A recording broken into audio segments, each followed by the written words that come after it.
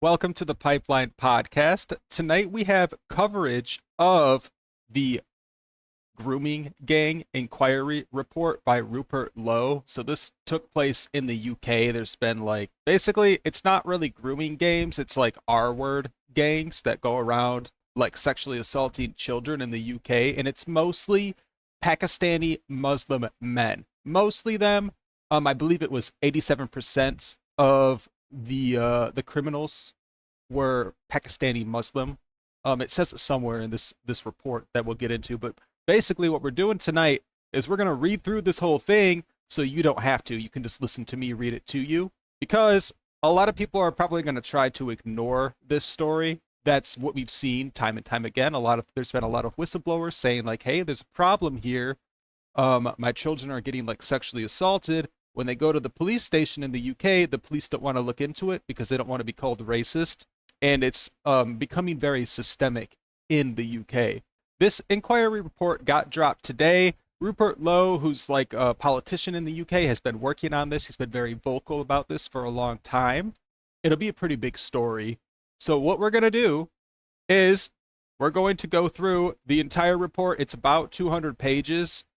219 pages. There is some testimony that takes up like a lot of this that we might read some of the testimony but not all of it because we're more worried about the larger scale implications of this. You have in the UK, it looks like they're importing like a different kind of culture, and it is destroying the country, and it's even affecting like the youth. Like these grooming gangs are targeting children, like underage children. And so a lot of people will shit on the Epstein class. Well, you have, I don't know, the Pakistani class that's kind of doing the same thing, and they're both bad. Either way, let's get into it. Again, just for YouTube's algorithm's sake, the R word here, we're going to hold off. We're going to change the R word with grooming. So we're going to call it grooming gangs just for, I don't know, maybe the first 10 minutes or so until we get past any YouTube filters. Then we'll be able to actually say what is actually happening. But for now, for a little bit, we do have to moderate ourselves. So, the Grooming Gang Inquiry Report. I got the nice a table of contents here. Acknowledgements.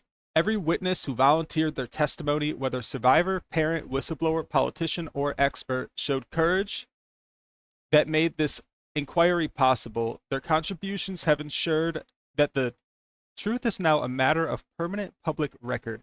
Rupert Lowe MP's energy and commitment ensured that the grooming gang inquiry took place.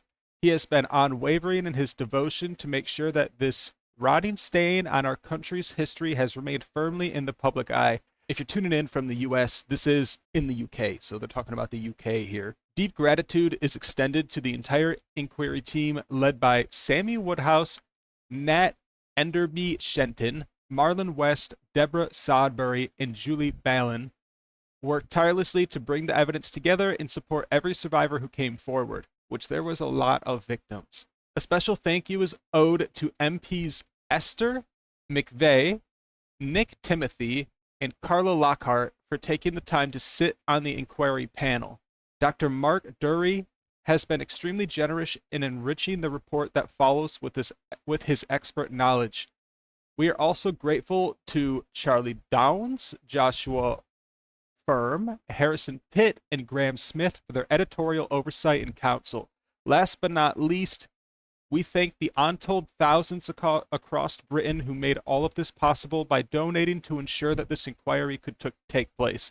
So that's interesting. You'd think something as problematic as this grooming gang stuff would be funded by the government, but it looks like they're implying here that they used public donations just to do this inquiry, which if that's true, if it was like entirely publicly funded and not funded by the government, it just goes to show you like how much like the government is trying to like hide this in the UK. They don't want people to know about this. Forward, Britain doesn't have a racism problem, it has an immigration problem. Totally agree. Rupert Lowe, as is the case with many decent, hardworking Britons, I was unaware of the sheer scale of the evil that has been and continues to be perpetrated by chiefly Pakistani Muslim men against vulnerable young white women and girls in communities up and down our country. But a single court transcript from one such horrific case, amplified by Elon Musk earlier last year, set in motion a long overdue national reckoning on the matter that inspired over 20,000 British patriots to help fund our grooming gang inquiry. What follows is a comprehensive report of its findings. It is essential that all related court documents are securely preserved, both for legal and historical reasons. I'm grateful to everyone on my team who has contributed to exposing this demonic chapter in Britain's history, a combination of the paralyzing fear of racism accusations and the scramble for votes from imported foreign subcultures meant that pure evil was allowed to metastasize. Nor is the horrendous ordeal over. The root cause was immigration, beginning with the British Nationality Act 1948 and escalating under Tony Blair from 1997 onwards. Believing proud nations to be responsible for the mid-20th century destruction of Europe, our post-war leaders embraced diversity and multiculturalism as the supposedly civilized alternative. This report establishes beyond any doubt that this open society obsession has in fact enabled untold barbarism. Oil and water do not mix, and cultural differences going back centuries are the genesis of this problem. I urge all Britons to read this report in full. You're welcome that I'll read it to you. Lessons need to be learned and prosecutions need to follow for the appalling cowardice of those responsible for refusing to resist such horrors. The strongest possible penalties, up to and including death, must also be sought for those yet to be properly punished, or indeed punished at all, for their vile, unspeakable crimes. The world is a dangerous place to live, not because of the people who are evil, but because of the people who don't do anything about it. Got a nice Albert Einstein quote. Man is the cruelest animal. Another quote. Introduction. The Rape Gang Inquiry has now concluded the first phase of its work. It was established to examine one of the most horrendous scandals in the long history of our country, the systematic targeting of vulnerable girls, overwhelmingly white British, by predominantly Muslim Pakistani gangs across towns and cities up and down the nation. The evidence presented throughout the hearings confirmed what had long been known but repeatedly denied by many in the political class. The inquiry welcomed girls, boys, men, and women of all races and religion to testify to their experiences to gain a complete picture of the rape gang phenomenon. The Casey report of 2025 stated that disproportionate numbers of men from Asian ethnic backgrounds were among the suspects for group-based child sexual exploitation. Baroness Casey quoted local reports showing that a significant portion of those convicted were of Pakistani and or Muslim heritage. The crimes stretch back generations. The rape gang inquiry was necessary because the state and its institutions have failed catastrophically over decades. Police, social services, schools, the NHS, licensing authorities, and governments allowed these gangs to operate with impunity. There was a demonstrable lack of political will to confront them. The Labour Party initially refused a public inquiry altogether, only relenting under considerable pressure. It will be many years before this inquiry is complete, and there is no guarantee that it will adequately address the politically sensitive, ethno-religious nature of the phenomenon. Despite now pushing for an inquiry in opposition, when in government, the Conservative Party did very little. The rape gang inquiry was survivor-led. Every day the panel sat with Sammy Woodhouse, a survivor-turned-activist herself, alongside a variety of experts who attended whenever their specialist subject formed the focus of our efforts to get to the truth. We examined distinct areas of the scandal in turn so that a maximally full picture could be established. Parents and carers described their experiences. Instances of pregnancy, abortion, and child born of rape were laid bare. Whistleblowers who had previously been ignored gave evidence. Policing and justice failures were documented. Social care, NHS services, including sexual health and mental health, education, taxi licensing, demographic trends, cultural and social issues, and ideological obstructions to justice were all scrutinized without restriction. Nothing was off the table. Misguided political correctness and cultural sensitivities played no part in the proceedings. The promise made to every donor was honored in full. The truth was pursued and justice was our only objective. Survivors were finally given the platform they had been denied for so long and were central to the inquiry. The full scale and nature of the crimes can now be placed on the public record. The true horror of what took place is no longer hidden. Although the inquiry lacked statutory powers, the response was overwhelming. Politicians, whistleblowers, experts, family members, and many others came forward. Those few in prominent positions who declined to give evidence did so knowing their refusal would be noted. This report sets out findings and makes clear recommendations for how the problem of rape gangs can be eradicated. The country now knows the full truth. The country has been given the basis for justice. The country has the roadmap to ensure these crimes never happen again. Here we have the executive summary. The rape gang inquiry examined the systemic targeting of vulnerable girls, overwhelmingly white British by predominantly Muslim Pakistani gangs across towns and cities throughout the United Kingdom. The evidence put to the inquiry confirms that this scandal constitutes one of the most horrendous failures in the history of the country. Organized networks of perpetrators built coordinated operations that transported victims between locations, supplied them with drugs and alcohol, recorded abuse for distribution and blackmail, and passed girls between multiple adult men. These crimes have been committed for decades, since the 1950s, by Pakistanis in particular, and have affected every region of our nation. The scale of the crimes committed is staggering. It has been previously established that, at the very least, 250,000 young white girls have been subjected to repeated rape, gang rape, trafficking, torture, pregnancy, forced Islamic conversion, and lifelong trauma. The true number is probably higher. The perpetrators bear primary responsibility, yet the institutional failures that enabled them for decades must also be confronted. In court records and official inquiries, around 87% of those convicted in these group-based child sexual exploitation cases bore distinctively Muslim names. The vast majority of men involved in these gangs were not convicted.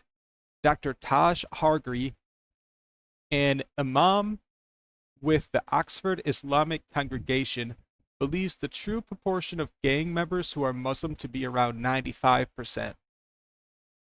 The figure far exceeds the Muslim share of the overall UK population. The overwhelmingly majority of the rape gang networks consisted entirely of men from Muslim backgrounds, predominantly of Pakistani heritage, although smaller groups from Somalia, Iran, Syria, Turkey, and other Muslim origins were also involved. The inquiry heard harrowing testimony from survivors and their families. The method used to groom children typically followed the same process. Girls as young as 11 were initially befriended by a young Muslim man who then treated the young child like an adult and would then start providing them with alcohol, drugs, and cigarettes. After a few months, the girls would then be collected from school gates, care homes, and streets in taxis. They were taken to houses, flats, restaurants, and hotels where they were raped repeatedly by groups of men, tortured, filmed for blackmail, and told they were white trash or kuffar who merited punishment.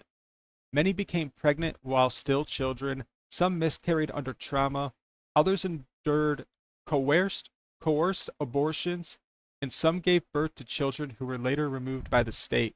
We found that the same unspeakable crimes occurred in at least 149 local authority districts, close to 40% of all such districts across the UK, and it looks like it talks more about that at page 14. Survivors described daily rapes, red rooms of extreme torture, trafficking between cities, and institutional disbelief that compounded their suffering. Some girls were even trafficked to the Middle East, where they would endure Islamic marriage. The demographic and cultural drivers are clear. Perpetrators from Pakistani Muslim and other Muslim backgrounds operated under an honor and shame-based clan code that treated non-Muslim girls, especially white working-class girls, as property available for sexual use. This pattern was reinforced by 8 theological and legal aspects of Islam. These include the doctrine of Muslim superiority drawn from Quranic verses that position Muslims at the top with a duty to correct non-believers. The gang members' justification for their crimes can be found in the Islamic principles of loyalty and disavowal known as al-wala wal-bara. I'm sure I'm not saying that right. It demands enmity towards non-Muslims, the superiority of men over women, forced marriage combined with the absence of any fixed minimum age of consent, the perception of female sexuality as inherently dangerous, a system of sex slavery that authorizes sexual relations with non-Muslim captives, and a religiously sanctioned social hierarchy that subjugates conquered non-Muslims. These elements, filtered through clannish immigrant subcultures, provided religious justification that enabled the systemic rape and even slaughter of white British girls. Were Britain functioning effectively, these girls would have received considerable state protection. However, every one of our institutions failed them catastrophically. Police forces ignored repeated reports, criminalized victims instead of perpetrators, destroyed evidence, and allowed known rapists to walk free on bail. Social care services undermined protective parents, placed children in trafficking hubs inside children's homes, closed cases despite clear indicators of exploitation, and retaliated against whistleblowers. The NHS recorded genital injuries, multiple sexual transmitted infections in children as young as 13, pregnancies caused by rape, and suicide attempts, yet discharged victims back to their abusers without safeguarding referrals or trauma care. Schools observed older men collecting girls at the gate, heard disclosures of rape on school premises, and responded by excluding victims rather than protecting them. Taxi licensing authorities renewed permits for drivers who formed the logistical backbone of the networks and collapsed in the face of organized protest when basic safety measures were proposed. Political failure lies at the heart of the scandal. Successive governments lacked the will to confront the ethnic and religious patterns. The Labour Party bears particular responsibility.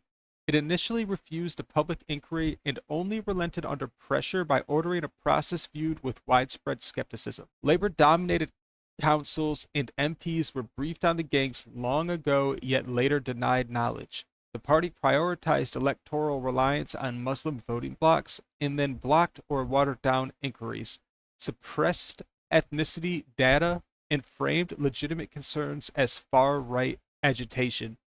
When finally forced to act, the Labour government produced a national inquiry whose tightly drawn terms of reference deliberately excluded systematic examination of the demographic, cultural, and religious drivers. The Conservative Party, while in government, continued with Labour's approach and failed to impose mandatory ethnicity recording or launch a full statutory inquiry despite clear evidence from Rotherham and elsewhere. Scottish political parties have refused a dedicated inquiry and failed to record offender ethnicity. Political correctness, fear of accusations of racism, and fear of losing electoral support from certain demographics have taken precedence over the protection of British children. Whistleblowers, parents, and survivors who came forward showed extraordinary courage despite having been met in the past with disbelief and intimidation.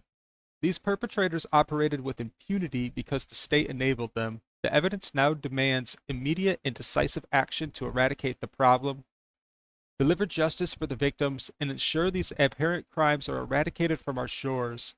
We now have a clear sense of the problem. There are a number of measures necessary to resolve them, up to and including considerable changes to our criminal justice system, the passage of legislation aimed at targeting specifically gang-based CSE, and a great amount of institutional overhaul. And then let's go back. What is CSE again? They said it. CSE is child sexual exploitation. Our detailed list of recommendations includes improved data recording on ethno-religious patterns among offenders, far stronger sentencing, a comprehensive deportation effort, institutional accountability measures, multi-agency coordination, specialist training, enhanced safeguarding through greater family involvement, and closing the various gaps in British law through which so many victims fell. Following the publication of this report, we intend to release the full witness testimonies, gather additional survivor accounts, identify those responsible in Parliament, and begin civil and private legal actions to ensure maximal accountability. Next, we have an overview of the crimes. Rape gangs have exploited children systematically across every region of the United Kingdom for decades. The independent chair of the Center for Excellence for Children's Care and Protection, Alex J., has identified the 1970s as the decade when immigrant rape gangs first began tormenting the girls of Britain. However, the British Newspaper Archive reveals that the first recorded case of specifically Pakistani rape gangs dates back to 1955, when four Bradford-based Pakistanis were charged with raping a 15-year-old girl in Middlesbrough. This was soon after former colonial subjects from the subcontinent as much as the Caribbean became eligible to enter the UK in non-trivial numbers under the British Nationality Act 1948. What began as singular and small-scale instances became systematic and industrial over time. These horrific crimes have only escalated in recent decades, especially following Tony Blair's 1997 victory and the start of orchestrated mass immigration. With greater numbers came greater opportunities for abuse. Perpetrators built organized networks that transported victims between towns and cities and passed girls between multiple adult men. In each of these areas, the same tactics were used. Girls as young as 11 were targeted with gifts, alcohol, drugs, collected in taxis from school gates, care homes, and streets, and taken to houses, flats, restaurants, and hotels, and then raped repeatedly by groups of men, passed between perpetrators, trafficked across country lines, and in many cases impregnated or forced into abortions. Most victims endured violence, were filmed for blackmail, or told they were white trash or kuffar who deserved punishment. The authorities at entry level, including the police, social services, health services, schools, licensing bodies, and politicians, knew the patterns, possessed the intelligence, and still failed to protect the country's children. The evidence establishes that a national scandal of repeated rape, trafficking, torture, pregnancy, forced Islamic conversion, and lifelong trauma enabled by the institutional denial, political calculation, and fear of the accusation of racism took place over decades. The incidents of criminal activities listed in this report are drawn from court records, official and unofficial inquiries across the country, and witness testimony provided to the inquiry. They confirm that this was never a series of isolated local failures. It was a coordinated, nationwide pattern of organized child sexual exploitation that repeated in town after town, city after city, from the far north to the south coast. The same ethnic and religious profile of the perpetrators was documented throughout almost all of the witnesses who contracted the inquiry. The scale of the rape gang phenomenon is endemic across the entirety of Britain. The 250,000 figure originates directly from a statement in the House of Lords by Lord Pearson of Raynoch on May 14, 2019. Do the government accept that if we extrapolate nationality, the J report on Rotherham and other reports from Telford and Oxford, there appear to have been upwards of 250,000 young white girls raped in this country, very largely by Muslim men, usually several times a day for years. So that's like a quote from some UK politician back in 2019, which is like 7 years ago, and they still haven't tackled this issue yet. He added that this number is probably an underestimate. This extrapolation now has greater support due to further data that has been collected derived from scaling the patterns documented in major inquiries. So Rotherham, the J report, 2014, at least 1,400 girls abused between 1997 and 2013, with some updated estimates exceeding this. Perpetrators were overwhelmingly Pakistani Muslim men. The Telford inquiry in 2022, more than 1,000 children, predominantly girls, over decades, again with the same perpetrators.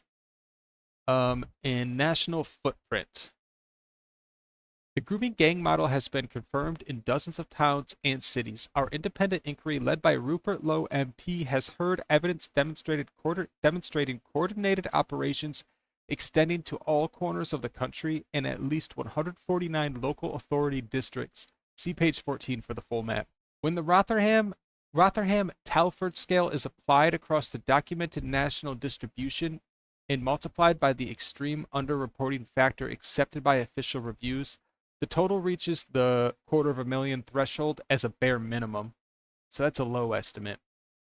We are far from grasping the full extent of grooming gang criminality in modern Britain. It is reasonable to assure that since sexual abuse of all kinds tends to be underreported, this is also true of grooming gangs. The Independent has reported that almost 19,000 children were identified as sexual exploitation victims in England in 1 year alone, despite the reluctance of state actors to name or tackle the problem of rape gangs.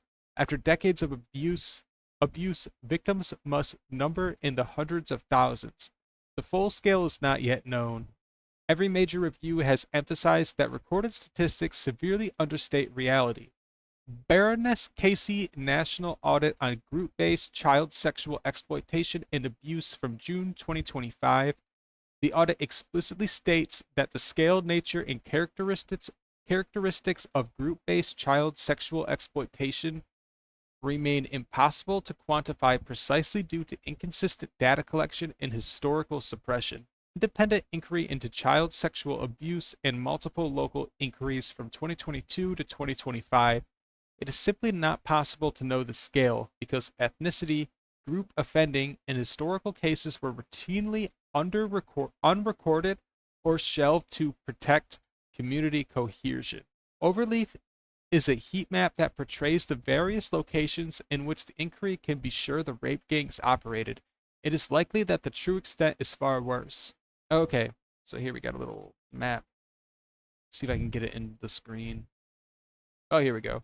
So rape gangs have operated in at least 149 local authority districts across the United Kingdom. And then you have the light red is suspected, the dark red is confirmed. I believe a local authority in the UK is like a county in the US. So like this is all the places where it's taken place. The scale, the tactics, the perpetrator profile, and the systemic inaction were almost always identical everywhere. Britain did not face dozens of separate local scandals. It faced one national scandal that the state allowed to grow for decades. London. London stands exposed as the epicenter of institutional denial in the grooming gang scandal. While northern towns faced public inquiries after the truth emerged, the capital maintained a wall of silence for years. The mayor of London, Sadiq Khan, has repeatedly insisted there were no grooming gangs operating in the city. As our inquiry heard from Susan Hall, leader of the Conservatives in the London Assembly, the rape gang phenomenon is in fact endemic within the capital. So it looks like the mayor lied about it and said it wasn't happening in London, but it was. After challenging Khan about the presence of such gangs in London, Hall was inundated with calls from women and girls purporting to be victims of their predation. Khan describes evidence from whistleblowers as malicious and politically motivated. He told the London Assembly that the problem was far more complex than in other parts of the country and that young people were being exploited through county lines rather than organized group-based child sexual exploitation. These statements were made despite the Metropolitan Police holding reports of young girls being plied with alcohol and drugs then raped by groups of men in hotels and other locations across the capital. A Daily Express investigation revealed that Khan had direct access to HM Inspectorate of Constabulary documents detailing exactly these patterns of offending. He read the files yet continued to deny the existence of grooming gangs in public. Shadow Home Secretary Chris Philp, MP, has accused Khan of facilitating a cover-up, and other politicians stated that both the mayor and the Metropolitan Police had been denying grooming gangs in London. Campaigners, including whistleblower Maggie Oliver and Chris Wilde, described the capital as the last bastion of denial and warned that the scale of the abuse there was more catastrophic than anywhere else in the country. The evidence now emerging confirms their warnings. In October 2025, the Metropolitan Police announced a review of 9,000 child sexual exploitation cases. The National Crime Agency launched Operation Beaconport to examine thousands more files nationwide after initial assessments found human errors, missed lines of inquiry, and cases wrongly dropped. London forms a significant part of this backlog. A former Metropolitan Police detective has described industrial scale child prostitution and grooming in the capital, with authorities aware but opting for inaction due to mixture of incompetence, laziness, and corruption. London has the largest Muslim population in Britain. Khan relies on significant electoral support from those communities, as well as having an ethno-religious motive to protect the public reputation of Pakistani Muslims in particular. Widespread acknowledgement of organized networks of predominantly Pakistani Muslim men targeting vulnerable white girls would have shattered the narrative of community cohesion that successive London administrations, none more than Khan's, have promoted. As for others in authority, fear of being labeled racist paralyzed the police and City Hall in the same way it did in Rotherham and Rochdale before them. One anonymous whistleblower told us that boys as well as girls are an especially vulnerable target for criminal gangs, especially Albanian, Somalian, or Turkish operating in the capital. Yet the relevant bodies still refuse to collect data on ethnicity, willfully rendering themselves blind to the very behavioral patterns that are supposed to aid law enforcement in its pursuit of justice. The Metropolitan Police review the National Crime Agency operation and the witness accounts pouring in proof that group-based child sexual exploitation has thrived in our capital city. This inquiry records the failure without reservation. Khan and the senior leadership of the Metropolitan Police must answer for their role in this scandal. Until the capital confronts the truth with the same rigor now demanded elsewhere, the children of London remain at risk and the state remains complicit. Victim testimony. So a lot of this report is victim testimony, and they didn't even include all the victim testimony in this report. This is just like some of them.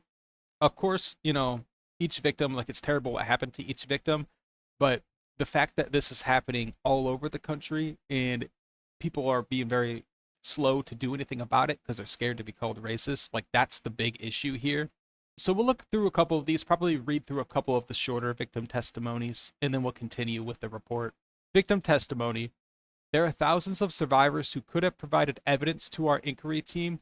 Below is a summary of some of the testimony provided by our brave witnesses who spoke at the inquiry hearings. Some of the witnesses have to remain anonymous for their own safety. Inquiry panelist. Do you know how many men abused you over that period of time, if you had to guess? Chloe, one of the victims. Hundreds, hundreds, and hundreds, and hundreds. Fiona. I was beaten regularly, I was drugged, filmed being raped, and the footage was distributed. I sustained broken bones, facial injuries, and severe trauma. I was subjected to racial abuse in the community and blamed by families of perpetrators. Inquiry panelist. What would you say the main issue was? Michelle, one of the victims. I don't think that they cared much about us. They didn't want to open that can of worms because it's a religion thing. I'd probably say 98% of them were Pakistani Muslim. If not, they were Iraqi or Kurdish. Whitney. My daughter told me after a while that there was a sex room in the school. I told the school about it, but they completely shut it down and said she was lying. That's crazy. Marlon. Scarlett went missing again for several days. When she was eventually found, she was unkempt, distressed, and disclosed she had been raped. Shockingly, Edge of Care staff returned her to the location where she had been raped and failed to report the offense to police or duty social workers until days later. Oh. Anna. As he left the dock to be taken down to custody, I was literally verbally assaulted by his sister who shouted Allah Akbar. Before they raped me, they would chant Bismillah Rahman Nur Rahim. Translation, in the name of Allah, the most gracious and the most merciful. That's so fucked up. Jane. I later learned that key records from the children's home were missing or destroyed. Despite statutory retention requirements, my care file from that placement cannot be produced. This has obstructed accountability. They would toot the horn of the car, and then a child would be taken to the front door by a staff member of the children's home. If I got raped tomorrow, I would never come back to the police again because what is the point? It's just a pointless process that leaves you feeling even worse because you're either not believed or you're not taken seriously or they don't use the tools that they've got to investigate properly because it's too hard. The local mosque where the boyfriend used to go is known for extreme radical views, and I feel that the children and young adults that are attending that mosque are being taught what to go out and do in the community and to our children at schools to preach. I'd had friends that were Muslim, girlfriends, and this never happened to them. They would be in the cars with us sometimes, but the men would treat them differently. They have no compassion for the young girls that are out on the streets, and they see us as slags, as white trash, English pig dogs. Came up a lot. Muslims don't like pigs and they don't like dogs, so they hate dogs, they hate pigs, and they'd put women on on the same level as that. Comments were constantly made suggesting that white girls and Christian girls were viewed as having fewer morals or lower value, whereas Muslim girls were described by some of the men as having dignity and higher moral standing. These comparisons were used to justify the way I was treated and to further humiliate and control me.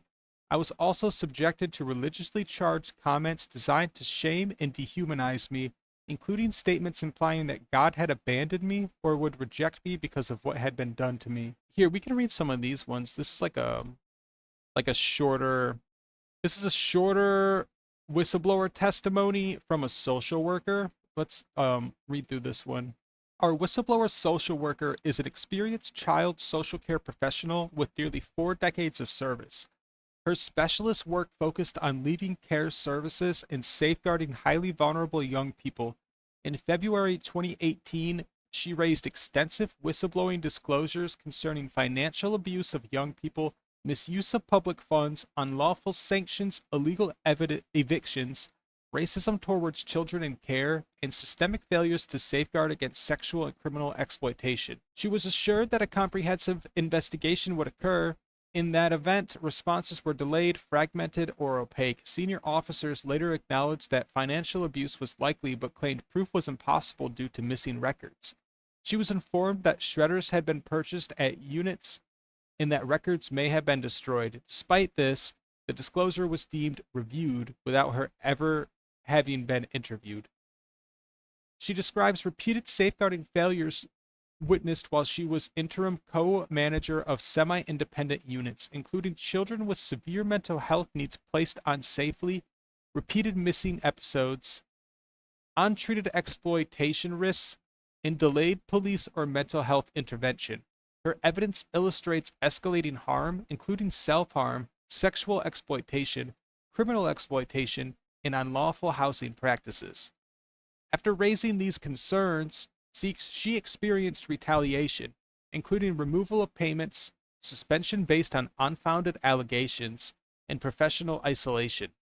Senior leadership and elected members repeatedly failed to engage meaningfully with her concerns.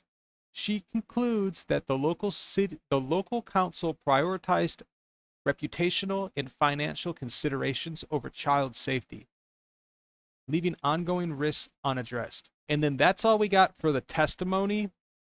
Next, we have demographics and culture. Again, we're going to take this another like 1 minute break and then we'll continue. Demographics and culture. Perpetrators from Pakistani Muslim and other Muslim backgrounds formed the core of the rape gangs nationwide. They operated under an honor and shame clan code that treated non-Muslim girls, especially white working class girls, as property available for sexual use because these girls had no male protectors who could retaliate. The men began by showering the girls with attention, gifts, alcohol, and drugs. This then escalated to coercion, gang rape, and trafficking. They transported victims across towns, shared them with friends and family, and sometimes forced conversions to Islam, followed by religious marriages. The Muslim men justified the abuse by describing white British girls as easy trash or morally inferior. The same networks targeted Sikh girls until Sikh communities mobilized collective male protection and forced the gangs to withdraw. British girls were not permitted such a defense. This religiously framed exploitation was repeated in every major town and city and beyond. Britain has seen a series of high-profile convictions for organized group-based child sexual exploitation, commonly referenced to as grooming gangs. However, the number of convictions amount only to a small proportion of the men who carried out the crimes. In cases where perpetrators of Pakistani heritage were named publicly in court records or reports, their names have consistently been Muslim in character. According to the 2021 census for England and Wales, around 93% of individuals identifying as Pakistani by ethnicity also identified as Muslim, with only about 1% following another religion, the remainder having no faith recorded. Researcher Peter McLaughlin in Easy Meat 2016 compiled a comprehensive list of grooming gang convictions from 1997 to 2018 with updates and subsequent analysis. Drawing from published court outcomes, his examination of names indicated that approximately 87% of those convicted bore distinctively Muslim names, which was a figure echoed in related analysis far exceeding the Muslim proportion, around 6% of the general population of Britain. The majority of these convicted groups consisted entirely of men from Muslim backgrounds. These groups are predominantly of Pakistani heritage, especially when the group exceeds 10 or more members. The larger group size dynamic of Pakistani perpetrators is on display in major prosecutions and official reviews from locations such as Rockdale, Rotherham, Huddersfield, Oxford, Telford, and others. Other convictions have involved groups primarily composed of Muslims from non-Pakistani origins, demonstrating that the issue is not necessarily confined to one ethnic group. Two Somali origin gangs in Bristol, a mainly African heritage gang in Banbury, 3 Iranians in Chelmsford, 3 Syrians and 1 Kuwaiti in Newcastle, 2 Turkish men in Somerset, a Romanian rape gang in Rotherham, a large Newcastle Operation Sanctuary case involving 17 men and 1 woman from diverse Muslim backgrounds, Albanian, Kurdish, Bangladeshi, Indian, Turkish, Iranian, Pakistani, Iraqi, and Eastern European heritage. Nearly all published names were Islamic. These patterns are drawn from judicial proceedings, sentencing records, official inquiries such as those into Rotherham, Rockdale, and others, and public reporting on concluded cases. Recent developments, including ongoing reviews and data audits from national audits and reopened historic cases, continue to examine the scale, characteristics, and patterns of such offending. With regard to the scale of the crimes, this is reflected in conviction records, police data from relevant force areas, and audits, all of which note overrepresentation of South Asian Pakistani heritage men in certain group-based cases while acknowledging data limitations on ethnicity nationwide. Smaller, non-Muslim groups often feature different dynamics or victim profiles compared with the classic multi-offender grooming model in larger operations. The term Asian has frequently been applied in media, official statements, and public discourse to describe the perpetrators in grooming gang cases across Britain. This broad labeling can be misleading, however, because Britain hosts a substantial number of non-Muslim Asian populations, such as Hindus and Sikhs from India, Buddhists from Japan, and Christians from the Philippines and Vietnam. These populations have, with only very rare exceptions, had no involvement in these offenses. In fact, members of these communities have often appeared as victims than as perpetrators in the grooming gang cases that have come to light. Dr. Ella Hill, a supervisor of the Rotherham grooming gangs and now a qualified doctor, has courageously shared her experiences and reflections in multiple public forums, including testimony to the 2022 J inquiry, a July 2020 podcast interview, and a 2018 article in The Independent. Her report is entirely consistent with the evidence that was heard at the rape gang inquiry. Following years of repeated sexual violence, severe beatings, and attempted murder by her abusers, her family members were forced to change their surnames and relocate to another part of the country so that she could complete her schooling and later pursue and obtain a medical degree. In her accounts, Dr. Hill has consistently described the abuse as being both racially and religiously aggravated. She was explicitly told during the rapes that the attacks were happening because she was white and because she was Christian.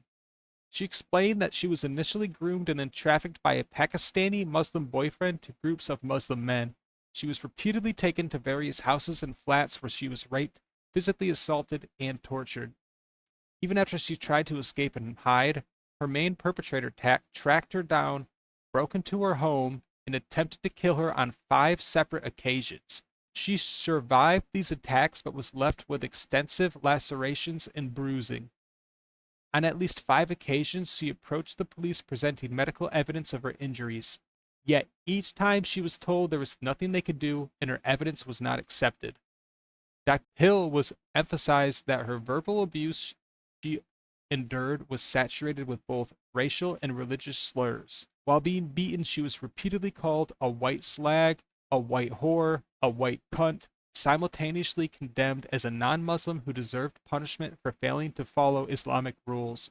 Her abusers, she said, operating according to what she termed grooming gang ideology, under which they believed their crimes were religiously justified.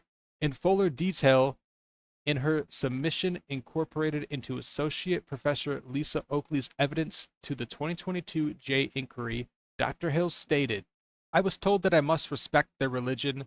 This was the first of many confusing lies that I was forced to believe. I was told to show them, Muslims, respect. I mustn't eat pork. I was told that Muslim girls are good and pure and stay virgins till marry, but all white girls are slags and they all sleep with hundreds of people. I was told white girls are trash. They are all whores. They are lower than shit under your shoe. They don't obey Allah, so they deserve to be punished. They don't dress modestly. Muslim women are pure because they cover down to their ankles and down to their wrists, and the hem of their top comes down below their knees. White girls show the curves of their body, so they are asking for it. They should be raped as punishment for not obeying Allah. Kafir, non-Muslim girls are worthless. Sex with a kafir girl doesn't count as adultery. Only sex with a Muslim woman counts. If you're not a virgin before marriage, you should be beaten. Many times I was told that the Quran says, if one of your wives disobeys you, beat her. This was often quoted to me before they beat me with their hands. They believed they had a position of religious moral superiority over non-believers. They believed it was their duty to punish us, as they believed that doing so made them good Muslims. This is what they were taught by their mothers. They were taught that witches in Pakistan are blonde, so blondes are more evil, and they deserve worse punishment. I was told that in Islam, if a girl or a woman looks at a man who isn't her brother, father, or husband, then that means she wants to have sex with him. So I was told to look at the floor when I was around Muslim men. So when I did look at a waiter in a restaurant, I was then taken away to be gang raped as punishment. I was told that according to their faith community, girls are old enough for sex when they start their periods at age 11. Many of us had to endure the sexual act of thighing, which I'm now told is a religiously sanctioned way of molesting children according to some Islamic scriptures. Oh, they basically have sex with your legs. It's like a leg type thing. It says it here. It's like a loophole. So if you're a child and you haven't had your period yet, this is like the loophole that these rapists use to still have sex with you or rape you. I was beaten, strangled, suffocated, and my head held underwater, tortured, kicked, and raped over 100 times. I was told that if you don't scream when you're raped, then you're consenting to the rape. So you should be stoned to death. I was told that Muslim girls know this because the Quran says that Aisha's silence was her consent to the marriage to Muhammad. So Muslim girls know to scream, but white girls don't. So that's their fault then because they're not Muslim. When I did wear a headscarf to try to protect myself from being raped, I was told to get it off and they raped me again. I now know that all these so-called ways to protect yourself from being raped are rape myths used to excuse perpetrators' criminal behavior. They threatened to kill my parents and my parents tried to stop me seeing them. I was intimidated with guns and threatened with body parts being cut off with knives. When I tried to escape, I was told that I had offended their honor, so they had to spill my blood. They did this as an honor attack. All of the sexual abuse that I experienced was linked to spiritual abuse or religious abuse. Religious scriptures were used as tools to control tools of control to force me to conform to their will. I was not allowed to question these religious beliefs. They used their religious moral authority and self-proclaimed elitism to control me through use of scripture, forced confessions, censorship of decision making, requirement of secrecy and silence, isolation, excessive shaming and punishment around sexuality, and requiring unquestioning obedience.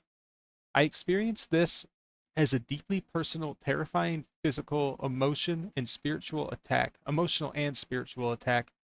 Every time they quoted scripture, it was very hard to argue with. To them, it was like I was arguing with God. To me, it was actually like I was arguing with the devil. They used their so called religious moral authority to do the most horrific, immoral acts imaginable. The entirely typical experiences of survivors known as Sarah and Anna, both of whom were helped by Christian Legal Center, provide further illustrations of the religious elements reported in some grooming gang cases. Sarah endured a 12-year ordeal after being kidnapped from the street at the age of 15. During this period, she was repeatedly drugged with Valium, beaten, and raped. At one point, her abuser presented her with a certificate from the mosque and declared that they were married according to Islamic rites. Later, he divorced her under Shira procedure simply by stating, "I divorce you 3 times." She was then immediately married in a ceremony conducted by an imam to a man she did not know. Within minutes of the ceremony ending, while the wedding party continued downstairs, she was raped by her new husband. Over the years, Sarah was subjected to 8 forced abortions, one of them 5 months into pregnancy. When she accompanied her abuser to medical appointments, he required her to wear a hijab and walk 5 feet behind him. She was compelled to learn the Quran in Arabic and permitted to speak only Urdu and Punjabi. She was also made to cook and clean for the gang members who abused her. Sarah made several unsuccessful attempts to escape. On one occasion, after she reported her kidnapping to the police, she was interviewed by a Muslim officer who switched off the tape recorder and instructed her to drop her allegations because of lack of evidence. She later learned that this officer was imprisoned for child sex offenses. That's like the scariest thing is like you're like kidnapped and you call the policeman shows up and he's like one of the kidnappers. That's like a horror movie. In a separate case, Anna was living in a children's home in Bradford in 2002. From the age of 13, she was raped and abused while in the home, and at 15, she was forced into a Shira marriage. Her social worker attended the marriage ceremony and permitted her husband's parents to foster her after she became pregnant. The parents received a fostering allowance from the state. Anna described her situation as one of domestic slavery in which she was treated like a maid and repeatedly sexually abused by dozens of men. In Britain, reports from the Metropolitan Police in London alone have indicated an average of 1,125 sexual assaults per year involving unlicensed taxi drivers. A significant proportion of the offenders in these cases have been identified as Muslim. A further form of sexual exploitation associated with certain Muslim communities across Britain is marriage trafficking. The Forced Marriage Unit handled 800 cases in 2024 concerning girls and women residents in the country who were forced into marriage with men, providing direct support in 229 of those instances. Among the 280 cases where the focus country was recorded in 2023, the 6 countries accounting for the highest numbers were Pakistan, Bangladesh, Afghanistan, India, Somalia, and Nigeria. Of these 6, all except India and Nigeria have overwhelmingly Muslim populations. Earlier Home Office figures from 2009 showed that 90% of forced marriage victims in Britain were Muslim. In more recent years, however, the FMU has ceased collecting or publishing data on the religion of those involved, a shift that echoes patterns of avoidance seen during the grooming gang investigations. An FMU report stated, "Forced marriage is not a problem specific to one country, religion, or culture. The FMU does not record data on religion. No major faith in the UK advocates forced marriage. Freely given consent is a prerequisite of Christian, Hindu, Jewish, Muslim, and Sikh marriages. Although forced marriages occur in various communities and is not unique to Muslims, statistics show a clear overrepresentation of Muslims among those involved in forced marriage cases. It is also inaccurate to claim that Islam mandates a woman's consent for marriage. Similar patterns of sexual offenses disproportionately involving Muslim men have been reported in other Western countries with significant Muslim immigration populations. In the Netherlands, considerable media coverage is focused on so-called lover boys, who are predominantly Moroccan Muslim men. These individuals first seduce Dutch girls, often teenagers, and then coerce them into prostitution in order to profit from their earnings. According to a 2001 report by the Amsterdam-based child right organization, approximately 5,000 ordinary Dutch schoolgirls aged 13 or 14 from typical family backgrounds had been lured into prostitution by lover boys. The documentary film Lover Boys, directed by Julia Rook, follows the work of Ibrahim, a Dutch Moroccan social worker supporting both the perpetrators and their victims. Wow. In Sweden, a 2021 academic study in examining Swedish rape offenders concluded that nearly half of the convicted individuals were born outside Sweden, when immigrants from the Middle East and North Africa being markedly overrepresented among them. In Australia, 9 Lebanese men were convicted in 2002 of gang raping white girls. Contemporary media reports at the time indicated that police were aware of over 60 female victims linked to the group.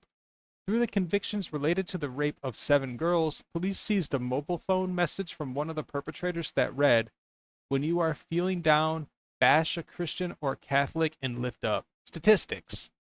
Offending data from the 2017 Quilliam Foundation analysis, together with recent independent investigations, reveal a consistent, disproportionate involvement of Muslim men, overwhelmingly of Pakistani heritage, in group-based CSE.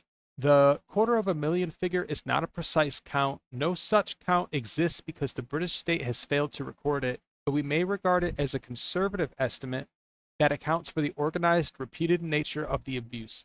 Many girls raped hundreds of times by multiple perpetrators in decades of institutional concealment. Analysis of 264 convictions for group-based child sexual exploitation from 2005 to 2017 found that 84% of offenders were South Asian, with the vast majority Pakistani Muslim.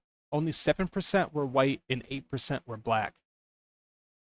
Additional context from expert commentary includes statements by Dr. Taj Hajri and Aman at the Oxford Islamic Congregation, who observed that virtually every individual in these grooming gangs appear to be Muslim, estimating that 95% of those involved are of Muslim faith. As previously stated, Peter McLaughlin's research indicates that approximately 87% of rape gang convictions were of people with distinctively Muslim names. These figures stand in marked contrast to the much smaller proportion of Pakistani or Muslim communities within the overall population of modern Britain. Muslims approximately 6.5% and Pakistanis around 2.1% according to the most recent census data. Multiple examinations, including police data from various forces, national audits, and independent reviews, have documented this overrepresentation in group-based offending of this nature, even as some earlier official narratives emphasized no single community profile or sought to downplay ethnic patterns. The number of reported rapes in the UK has risen substantially since 1997, when the era of large-scale mass immigration into the country commenced under Blair. Official police recorded crime data from England and Wales indicate that rape offenses stood at approximately 8,500 in the year 2000, a figure closely aligned with levels observed in the late 1990s prior to major changes in recording practices. By the year ending March 2025, police recorded that rape offenses had increased to over 70,000 according to figures published by the Office for National Statistics, reflecting a rise exceeding 800% even after accounting for population growth of around 15% during the intervening years. In stark contrast, Poland, which maintained relatively low levels of immigration throughout the same period, has experienced a decline in reported rapes. Polish National Police data show 2,399 recorded rape offenses in 2000, falling to 1,127 in 2023, a reduction of more than 50%. With a stable population of approximately 38 million, this equates to a per capita rate of around 3 rapes per 100,000 residents in recent years, compared to over 100 rapes per 100,000 in the UK. So basically, the UK does have a rape problem, looking at the statistics here. And it's because they're importing these Pakistani Muslims.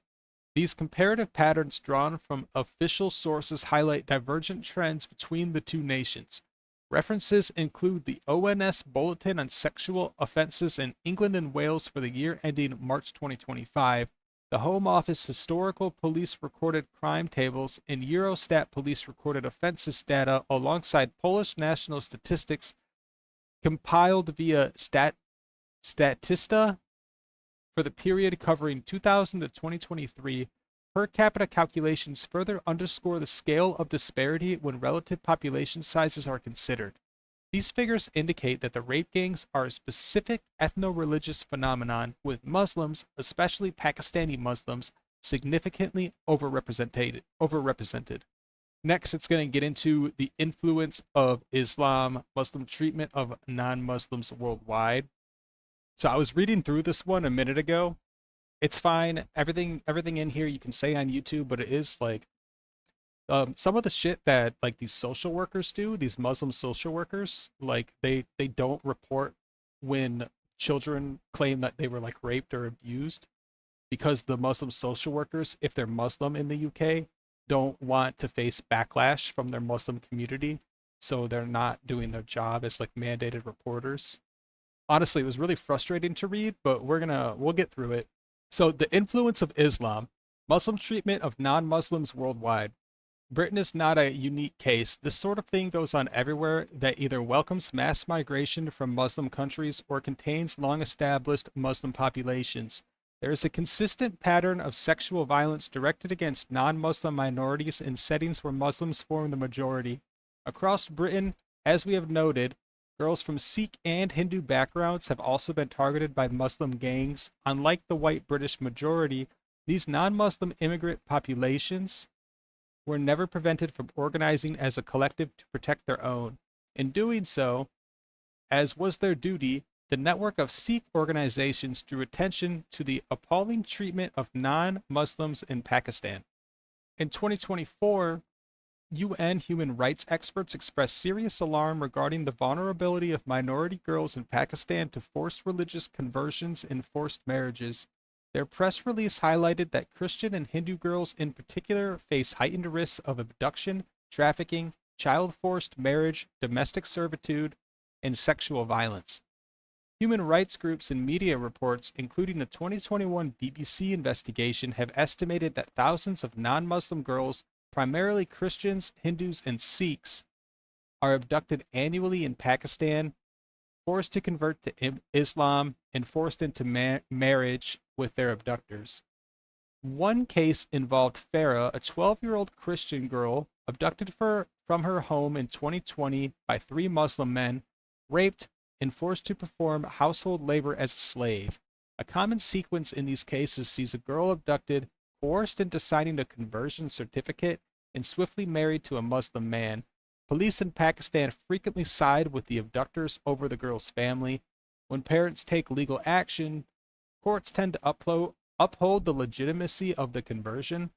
British certificates may be falsified to indicate that the girl is not a minor.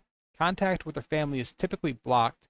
Following conversion to Islam, non-Muslim parents lose all authority over their child, as Islamic law prohibits non-Muslims from exercising guardianship over Muslims, including their own offspring.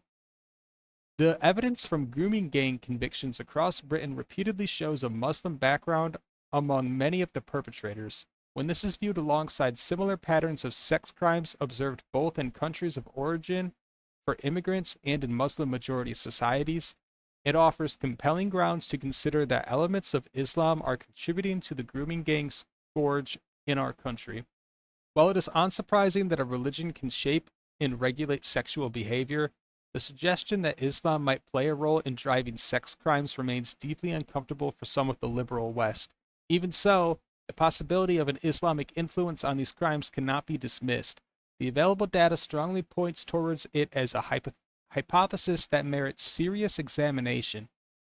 So the report, the Rape Gang Inquiry Report, is saying you have to consider the fact that the it's the people's religion, the perpetrator's religion that's causing the spike in rapes in the UK, and it's like everyone already knows that.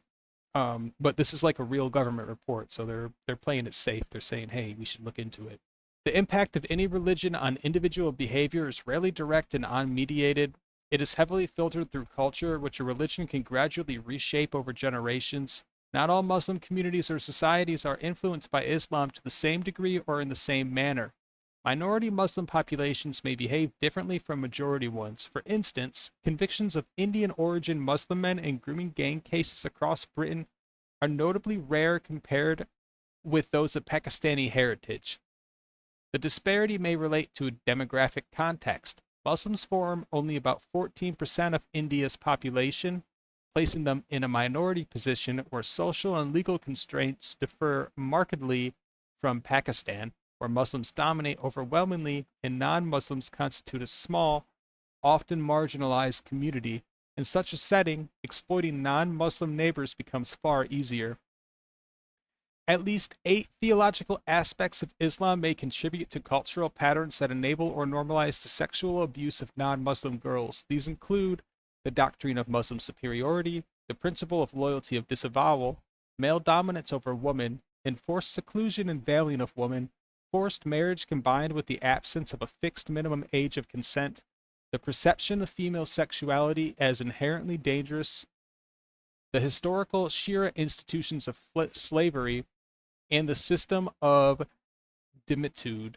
These are all rooted in classical Islamic ideology up to and including Islamic jurisprudence, but even in Sharia-governed nations, adaptations are common, such as setting a minimum marriage age or restricting unilateral divorce by men in order to lessen the harsher effects on women. Muslim superiority. Islam holds that those who are righteous and truly fear God, meaning Muslims, are inherently superior to those who reject God's command, namely non-Muslims. This idea is captured in the Quran. You Muslims are the best nation, raised up for humankind, commanding what is good and forbidding what is wrong, and believing in Allah. If only the people of the book, i.e. Christians and Jews, believed, it would be better for them. Some among them are believers, but most are perverted. The verse positions Muslims as the finest community, entrusted by God with the duty to enjoin good and prohibit evil. These responsibilities can be understood as authorizing Muslims to correct, compel, or if needed, punish non-Muslims. Potentially through coercion or force, other Quranic passages affirm Islam's ultimate supremacy over all religions. It is He, Allah, who has sent His messenger with the guidance and the religion of truth, Islam, to make it triumph over every religion. Non-Muslims who refuse Islam are described in harsh terms. Surely the worst of animals in Allah's sight are rejectors of Islam. They do not believe. The concept of Muslim superiority is closely linked to derogatory views of non-Muslims. For instance, this quote here, Shura 928, labels associators, a pejorative term encompassing Christians, Jews, and other non-Muslims, as unclean or najis. These teachings can provide a religious justification that bolsters an abuser's conviction of their own superiority and facilitates the dehumanization of non-Muslim victims. In her July 2020 podcast interview, Rotherham survivor Dr. Ella Hill described abusive language and acts that embodied the sense of superiority. She recounted being made to bend down and kiss the perpetrator's feet as a deliberate act to underscore her inferiority. She also spoke of another Rotherham victim who, during gang rapes by dozens of men, was forced to lick their feet clean because they believed that they were morally superior to her. A quote from Hill, one of the victims: "It's a Muslim superiority thing. They believe that they have maximum moral authority to command the people beneath them to lick their feet." She further noted that her rapist viewed non-Muslim habits as inherently impure. If you're eating pork, you're unclean, you're dirty. If you use a knife and fork, you're dirty. If you don't eat food with your hands, which like to any other person that's like not Pakistani Muslims is like backwards. So it's like you would think to be clean, you would use a knife and a fork. But to these people, these like rapists, the Muslim rape gangs, you should eat with your hands, which sounds just backwards. Us and them mindset. The Islamic principle known as al-wala wal bara, loyalty and disavowal, commands Muslims to direct their love and allegiance towards what pleases God while hating, avoiding, and distancing themselves from what displeases Him. In essence, it calls for loving and supporting fellow believers and rejecting non-believers. This teaching draws on several verses, including, let not the believers take the disbelievers as allies rather than of believers. Whoever does that has nothing from God unless you guard yourself as a precaution. You who believe, do not take the Jews and Christians as allies. They are allies of each other. Whoever of you takes them as allies is already one of them. Surely God does not guide the people who are evildoers. Yet you see those in whose hearts is a sickness. They are quick to turn to them. Whoever takes God as an ally and his messenger Muhammad, and those who believe Muslims, surely the party of God, they are the victors. There was a good example for you in Abraham and those who were with him when they said to their people, surely we are quit of you and what you serve instead of God.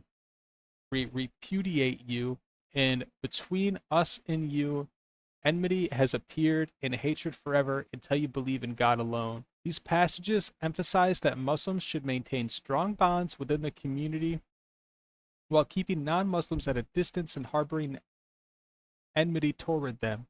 The Quran warns that God views non-Muslims with contempt and that Muslims who befriend, ally with, or associate closely with them risk being regarded by God as disbelievers themselves. While some Muslims downplay this doctrine, revivalist movements, which have gained considerable influence in Western countries, have actively promoted it, presenting strict adherence to loyalty and disavowal as vital for the Muslim community's success in carrying out its divine mission. Beyond its theological role, al-wala wal-bara has profoundly shaped certain Islamic cultures. In such environments, many Muslims feel strong pressure not to say or do anything that could damage the image of the Muslim community or bring discredit to Islam. Within an honor and shame-based framework reinforced by these values, speaking out to outsiders about wrongdoing committed by fellow Muslims is often seen as an act of betrayal. This dynamic can have serious real-world consequences. For example, in the book, the Imam's daughter, Hanan, later known as Hannah, described her experience as a 14 or 15-year-old Pakistani teenager in Britain. After confiding in a female teacher that her father was beating her, the teacher informed the deputy head, who arranged for a male Pakistani Muslim social worker to meet with her at school. Initially terrified because of his background, Hanan eventually opened up to him about being treated as a domestic servant, fearing a forced marriage, and enduring physical abuse. That same afternoon, she returned home to find the social worker speaking with her father and relaying everything she had said. While the social worker was present, her father acted kindly, but once he left, her father subjected her to a severe beating and rape, threatened to kill her if she ever spoke again, and imprisoned her in the cellar for days. When Hanan later encountered the social worker at school and refused further contact, he reportedly told her, "Hey, I was just doing what I thought was right. You know that.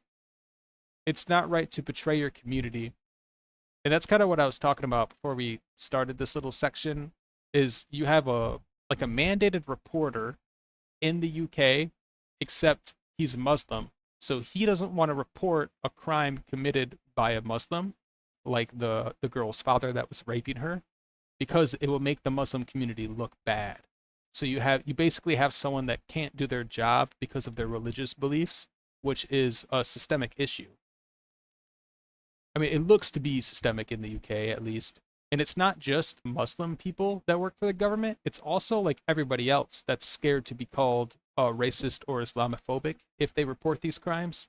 Similar patterns have appeared in accounts from grooming gang survivors. Some have described approaching the police only to be interviewed by Muslim officers who switched off the recording device and urged her to abandon her complaint due to supposed lack of evidence. A deeply ingrained culture of enforced loyalty and community protection can discourage individuals from reporting abuses or providing evidence against members of their own group. Had the social worker in Haman's case reported her disclosures to the police, leading to her father facing criminal charges, he would have exposed himself and by extension those associated with him to the serious risk of being labeled a traitor within the Muslim community. The prominent Indian Pakistani Muslim thinker and revivalist Abul Ala Maududi, in his influential work Let Us Be Muslim, maintained that Muslims cannot achieve true success until their highest allegiance is given to God in the Muslim Ummah community. The doctrine of loyalty and disavowal exerts particularly strong pressure when Muslims live as a minority in non-Muslim host countries. In such settings, as they seek to preserve and assert a powerful collective identity, Muslims may place even greater emphasis on internal solidarity and separation from non-believers that they would in their countries of origin. Next is superiority and dominance of men over women. This is the rape gang inquiry in the UK that was released by Rupert Lowe, who's like some conservative politician in the UK. So superiority and dominance of men over women. Islam establishes that men hold the position of managers or maintainers over women, as stated in this quote here, Surah 434 in the Quran, where the role involves ensuring women remain in their proper state. Under Islamic law, every woman remains under guardianship of a male relative. Normally, this is her father. Should the father be unable to serve due to death, loss of mental capacity, or apostasy from Islam, a specified order of male relatives from the paternal line steps in, starting with the grandfather, then sons, brothers, nephews, and uncles. The Quran further authorizes men to discipline their wives, including through physical violence. Numerous authoritative sources and Sharia regulations reinforce the notion of woman's inferiority to men. The Quran declares that men hold a rank above women. The Prophet Muhammad stated that women are deficient in both religion and intelligence relative to men, and in the same hadith he noted that women form the majority of those in hell. He also taught that if a woman or a dog passes in front of a praying man, the prayer is invalidated. A reason mosques position men with their backs to women during prayer. Sharia obliges a wife to be engaged in sexual intercourse with her husband whenever he desires it. If she refuses, Muhammad said the angels will curse her until morning. Divorce under Sharia strongly favors men. A husband may unilaterally divorce his wife without stating a reason simply by pronouncing, "I divorce you" 3 times. For a wife, obtaining a divorce is far more difficult, typically involving a formal legal process and often a financial cost. Following divorce, the mother may retain physical custody of young children up to a particular age, but the father retains legal guardianship. Moreover, if the mother remarries, she loses the right to have children from her previous marriage reside with her. Sharia rules on evidence further diminish women's status, valuing a woman's testimony at half that of a man's. Inheritance laws under Sharia generally allocate women half the share given to men. For example, a son receives twice the portion of a daughter. A wife or wives together inherit 1/4 of a husband's estate if he leaves no children, or 1/8 if he does leave children.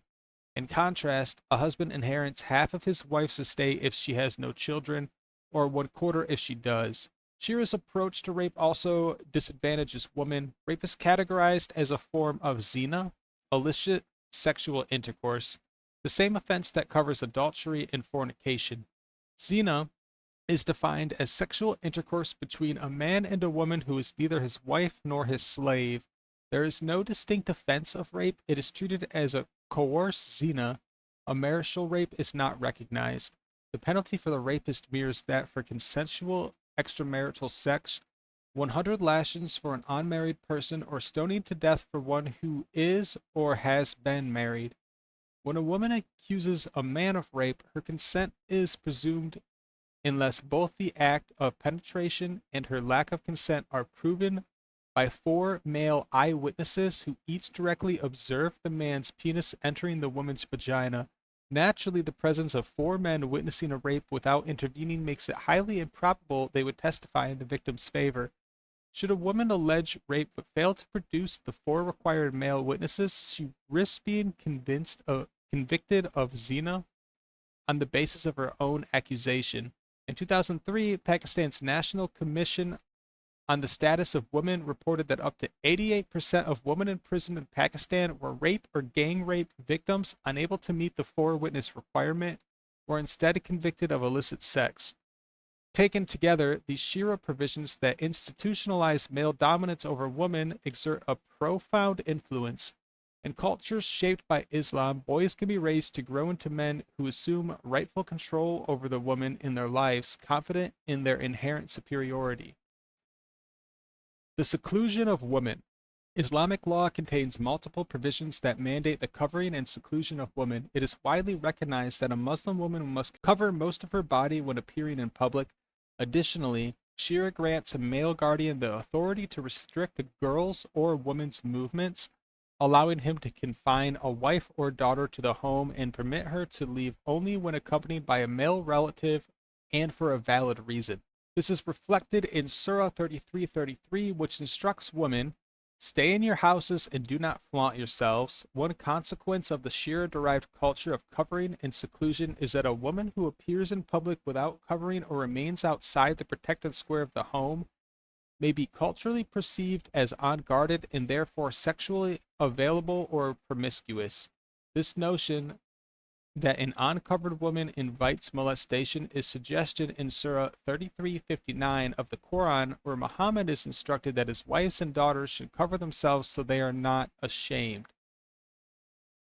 Certain Islamic preachers have explicitly endorsed this view, following the high-profile convictions of Muslim men of Lebanese background for rape in Sydney, Australia. The country's Grand Mufti, Sheikh Taj al-Din al-Hilali, controversially placed blame on the victims for not being covered and not remaining in their homes. He stated, "If you take out uncovered meat and place it outside without cover, and the cat comes to eat it, whose fault is it, the cat or the uncovered meats? The uncovered meat is the problem. If she was in her hijab, no problem would have occurred." In making these remarks, he was presenting Islamic norms as the remedy to crimes of the kind committed by rape gangs. According to this perspective, if individuals adopted Islam and adhered to its rules, women and girls would be protected from such abuses because they would be kept secluded, placed under permanent male supervision, and rendered invisible to outsiders. Forced marriage and age of consent. Under Sharia, marriage takes the form of a contract arranged between 2 men, the groom and the bride's male guardian. The structure closely resembles a contract of sale. The groom pays an agreed sum known as the mahr. I'm sure I'm not pronouncing that right. To the bride, and in exchange she becomes sexually available to him. Islamic jurisprudence sets no minimum age at which a girl or a woman may be married. Religious authorities permit a father to arrange a marriage for his daughter even while she is still an infant.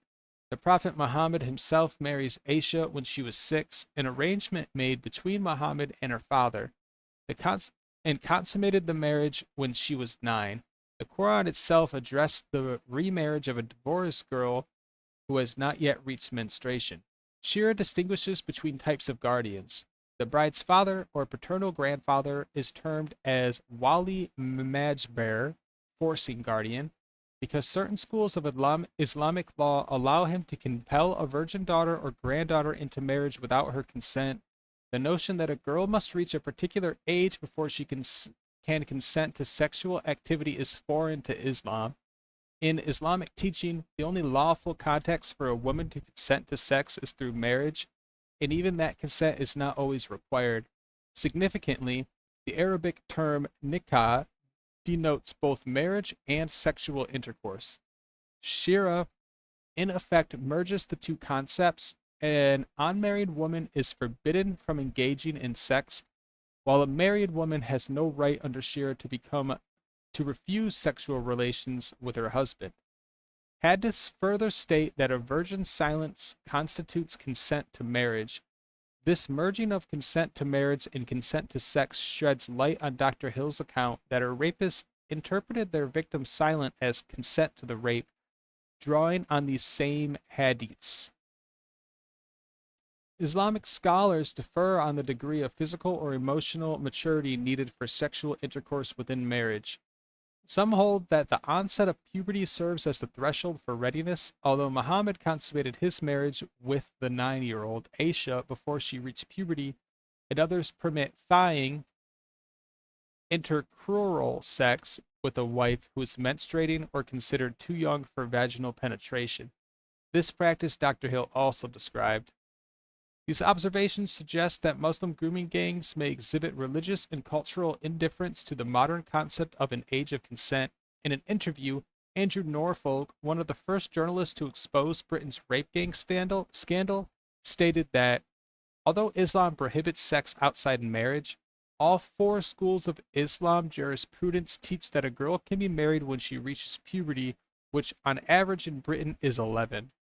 When the Muslim Brotherhood government took power in Egypt, one of the new laws they were going to introduce was to lower the age of consent from 18 to 13, and disappointment was voiced by certain Salafs and Muslim Brotherhood scholars that it wasn't 9. Islamic State had 9 as the permissible age for marriage. I don't think there's a same sense of wrongness and shame in some cases about having sex with a 12-year-old girl. Next, we got female sexuality. Islamic canonical sources portray women as possessing sexual desires that are at least as strong as men's, if not stronger, and view these desires as potentially harmful to men. The Prophet Muhammad stated, "After me, I have not left any trial more severe to men than women." The Arabic term fitna used here denotes a severe trial that can involve seduction or temptation leading people astray from faith, and also carries connotations of chaos that disrupts social harmony. Muhammad further suggests that men are susceptible to sexual temptation, explaining that Allah has preordained a portion of zina, unlawful. Muhammad further suggested that men are susceptible to sexual temptation, explaining that Allah has preordained a portion of zina, unlawful sexual intercourse, for every man.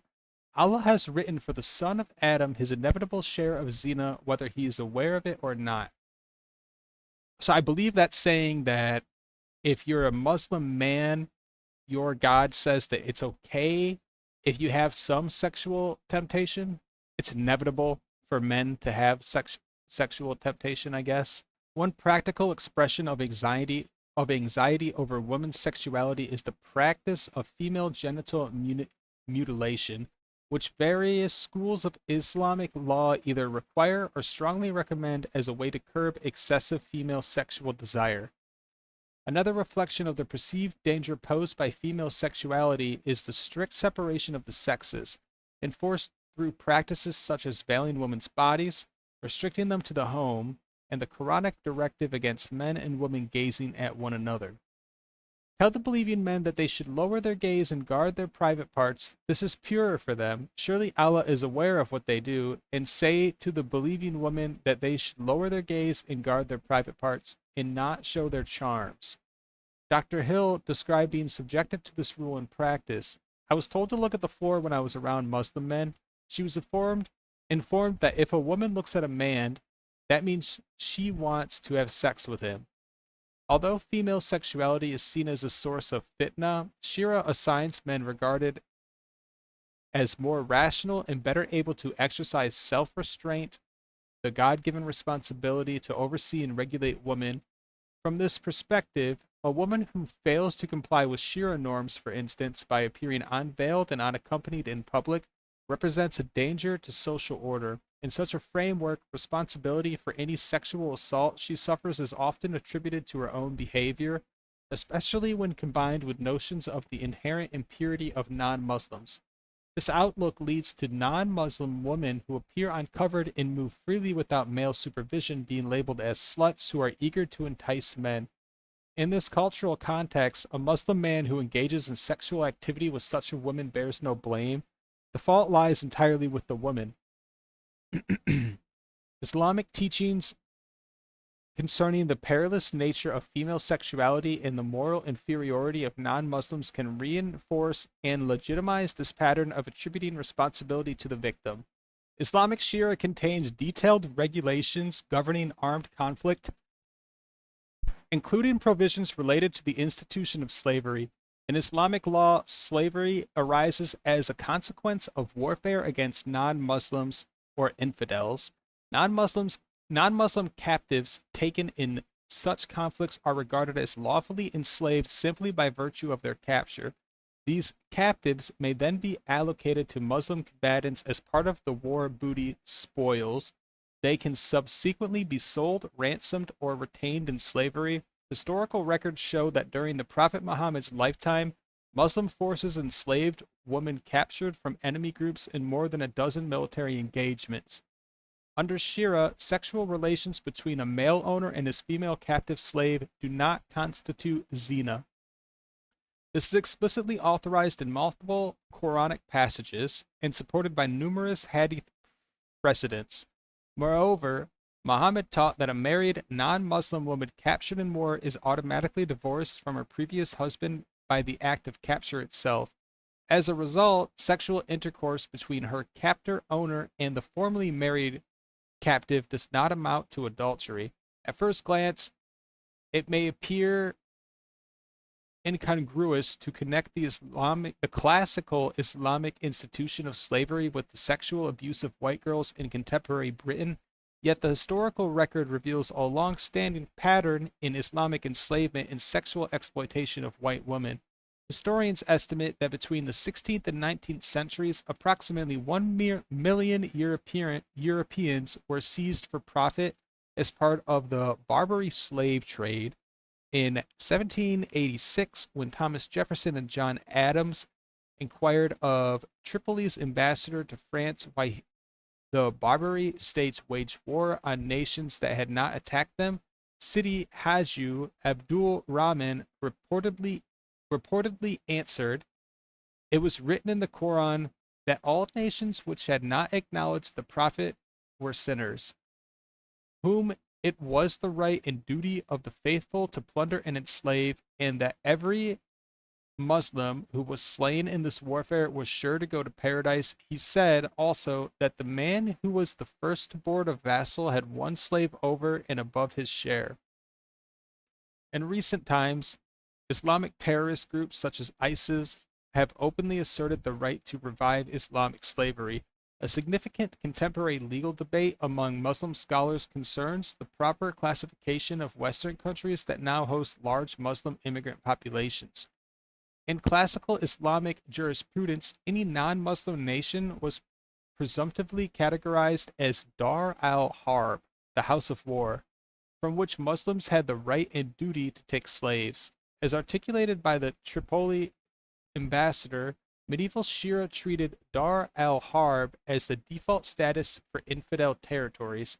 A doctrine attributed to Muhammad further obliged Muslims residing in Dar al-Harb to perform hijra, migration, to a territory governed by Islam, particularly if they cannot freely practice their faith. This duty to migrate continues to be emphasized by many Salafi groups. In modern times, however, various adaptations have emerged to accommodate changed realities. Some authorities now classify Western nations as house of propagation, where Muslims enjoy freedom to invite others to Islam. In such circumstances, the obligation to wage jihad is thought to have been suspended. Other scholars maintain that an implicit covenant of security exists for Muslim migrants in the West. They are permitted to live and operate freely in exchange for refraining from jihad against the host society. It is worth emphasizing that the alternative classifications of Western countries, such as Dar al-Dawa or a tacit covenant of security, serve only to postpone rather than eliminate the traditional obligation to engage in jihad. For at least some Muslims with radical inclination, The issue is not whether jihad will eventually be required, but merely when the appropriate moment arrives. Certain Muslim men, lacking deep scholarly knowledge, often rationalize their grooming gang offenses by mentally recasting their victims in the role of legitimate slave property under an Islamic framework. In Rotherham, for instance, one perpetrator named Muhammad branded his victim with the letter M as a mark of ownership. Survivors had described being compelled to perform domestic tasks such as cooking and cleaning for their captors while enduring repeated sexual violation, mirroring the treatment of household slaves. Journalist Andrew Norfolk captured this mindset when he observed, some of these Muslim kids have got an idea, probably because it's quite convenient for them, that Britain's been designated a land of war, so certain things have become permissible in terms of the enemy. I think some of these guys think it's okay to do stuff to white girls that they wouldn't dream of doing to Muslim girls. Demitude, Islam's treatment of conquered non-Muslim peoples. Islamic jurisprudence also addresses the treatment of non-Muslim populations conquered through jihad. Classical Sharia rules on jihad, defined as warfare waged against non-Muslims to extend the domination of Islam, crystallized during the medieval era. As we have just noted, these rules divided the world into two fundamental categories: the House of Islam, territories governed by Islamic authority, and the House of War, territories under non-Muslim control. Under this framework, non-Muslims fell into one of two groups. Those residing within the House of Islam were considered protected, provided they fulfilled specific obligations and were not legitimate targets of military action. By contrast, those living in the House of War could lawfully be fought, defeated, and upon capture, enslaved. When non-Muslim communities came under Islamic rule, they were granted conditional tolerance through a formal surrender agreement known as the Dhimma Pact. This arrangement allowed dhimmis, protected non-Muslims, to retain their religion, but only on the condition that adult males paid an annual tax called the jizya, and that the entire community observed a range of restrictive regulations. As the renowned commentator Ibn Kathir explained, these rules were designed to ensure the continued humiliation, degradation, and disgrace. If a dhimmi community was deemed to have violated the pact, whether by failing to pay or by breaching any of the imposed conditions, Islamic law permitted the resumption of jihad. In such circumstances, the full Sharia regulations of war would apply. Adult males could be killed, women and children enslaved, and the property of non-Muslims seized as spoils. The Dhimma framework imposed a permanent condition of insecurity on Christian and other non-Muslim populations under Muslim sovereignty. It has supplied a religiously sanctioned cultural template that continues to underpin the abduction, forced conversion, and coerced marriage of non-Muslim girls in places such as Egypt and Pakistan. One way to view the involvement or lack thereof of British state officials in the rape gang scandal is an incorporation of dhimmi-like submissiveness. This mindset prioritizes defense to Islam and Muslim above all else, while dismissing or assigning fault to non-believers. From this perspective, the failure of authorities to act decisively against the grooming gang issue might represent a significant step in the gradual Islamization of Britain. And then next up, we're going to get into Islamic clan culture. Evidence from the author and activist Ayaan Hirsi Ali at the inquiry highlights that the grooming and rape gangs operating in towns such as Rotherham, Rochdale, and others are not isolated instances of criminality, but stem from imported pre-modern clan systems embedded within certain ethno-cultural communities, reinforced by specifically Islamic collectivism. As before stated, the crimes disproportionately involve perpetrators from Pakistani heritage backgrounds, with patterns rooted in honor and shame-based dynamics that are wholly anathema to British norms. The behavior is deeply tied to tribal structures prevalent in parts of Pakistan, Afghanistan, the Middle East, North Africa, and Somalia. Family honor is primarily vested in the conduct, modesty, and virginity of girls and women. Strict codes require obedience, covering, and restricted interaction with outsiders. Breaches within the community trigger severe sanctions, including honor killings or collective retaliation by male clan members. When the target is a non-Muslim girl, particularly white British girls, perceived as unguarded, dressed in Western styles, and lacking male protectors, the risk calculation shifts. No retaliation is expected from the girl's family or community, so some young men feel emboldened to treat her as property and then approach, assault, groom, share among the group, and sell her services. This proprietorial view of women escalates into organized networks that traffic girls across regions. Impunity fuels the cycle. Initial assaults without consequences create a perception of Britain as a place where such behavior carries no risk, turning vulnerable girls into commodified products. A key contrast emerged and evidenced. While similar gangs targeted Sikh girls, the Sikh community mobilized men to confront and deter the perpetrators effectively.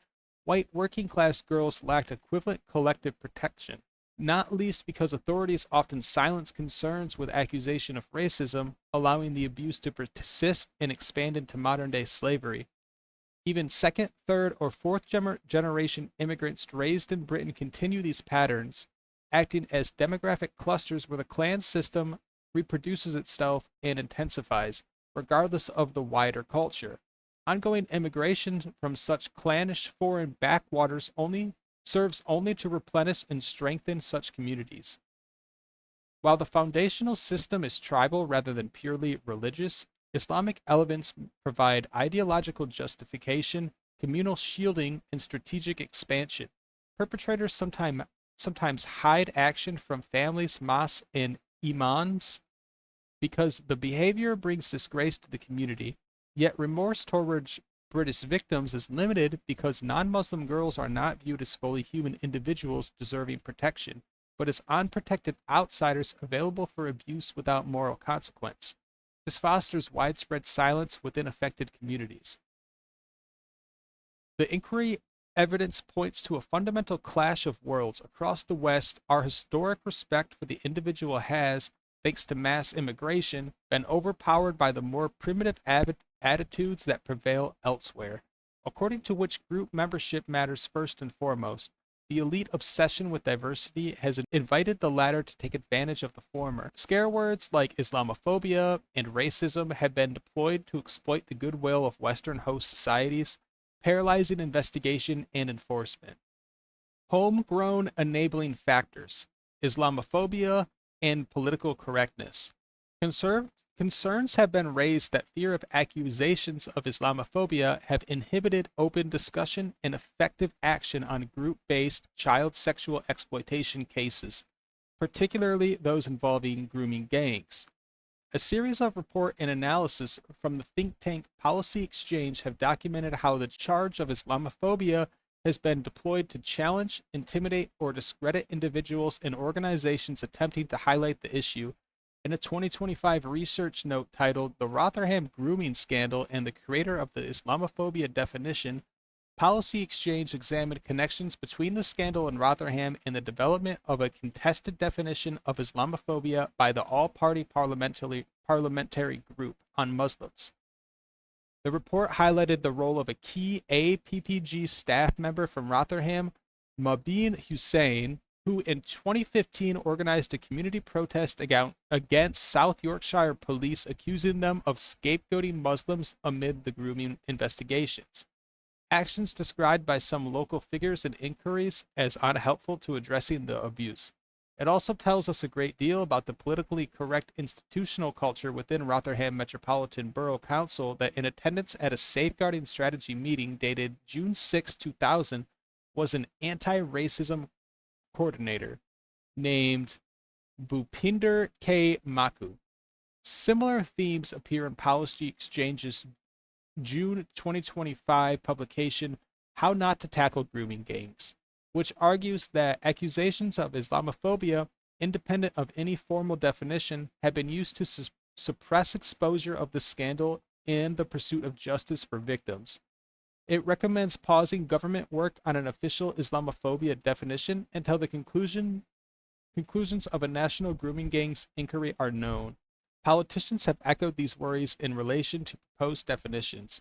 Shadow Equities Minister Claire Coutinho has warned that adopting such a definition, particularly one framed as targeting expressions of Muslimness, could intensify a culture of censorship, potentially granting perpetrators greater immunity by making legitimate scrutiny of patterns in grooming cases more difficult or risky for police, authorities, and the public. She had argued that these risks repeating past mistakes where fear of racist or Islamophobic labels contributed to delayed or inadequate responses. The concern to shield Muslims from criticism at all costs went hand in hand with a more general ideological shift organized around the unquestioning treatment of minorities as special victim groups. Rooted in the left liberal paradigm of the 1960s, this minoritarian outlook first scored political victories under Harold Wilson's Labor government. In time, tolerance, multiculturalism, and anti discrimination became highly prized values in elite circles. The law, too, began to foster an environment in which challenging certain minority communities, including Muslim ones, became politically dangerous and even criminal. This enabled the grooming games to operate in impunity for years because authorities at every level, as we have seen, feared being labeled racist or Islamophobic more than they feared failing the girls to whom they owed a duty of care. The legal framework that underpinned this paralysis began with the Race Relations Act of 1965 and its even stronger accusation successor in 1976.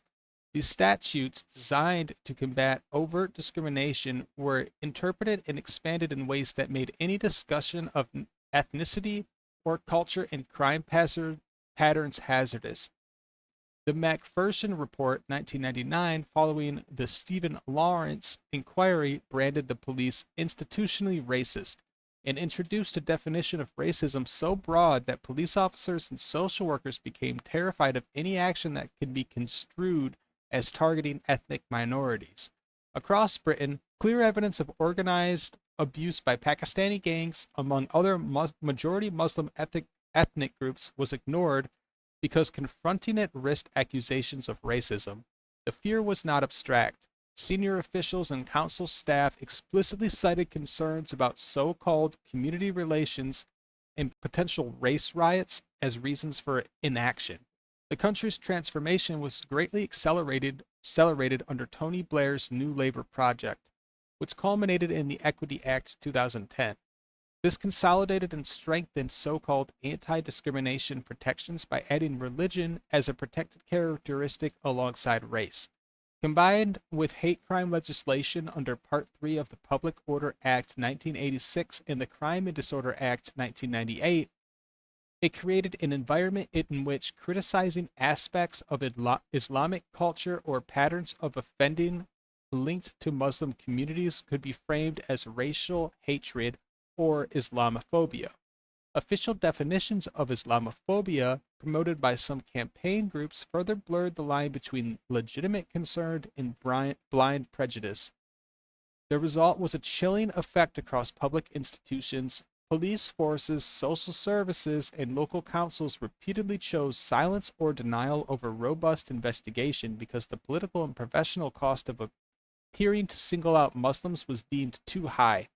The Casey National Audit of 2025 confirmed this pattern, noting that authorities shied away from examining ethnicity and culture even when the data pointed overwhelmingly to Pakistani Muslim perpetrators. What went wrong is now painfully clear. The post-war liberal consensus that began with Wilson emphasized diversity, inclusion, and non-judgmentalism as supreme virtues. Multiculturalism replaced national self-confidence as the guiding principle.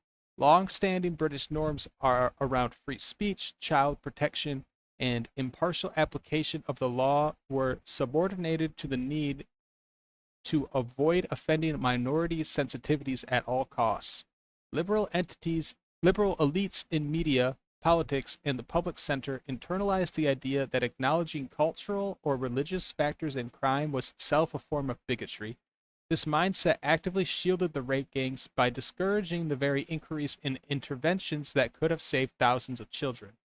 Which I will comment on this a little bit just because that's kind of been a hot topic with who's the guy that got killed in the UK and then the police arrested him because they thought he was racist.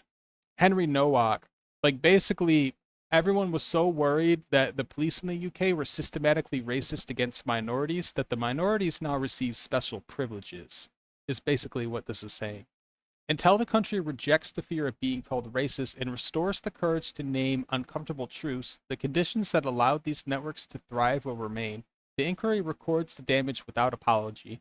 The paralysis of our institutions was not some fluke. It was the predictable outcome of decades of legal and cultural changes that place sensitivity above justice.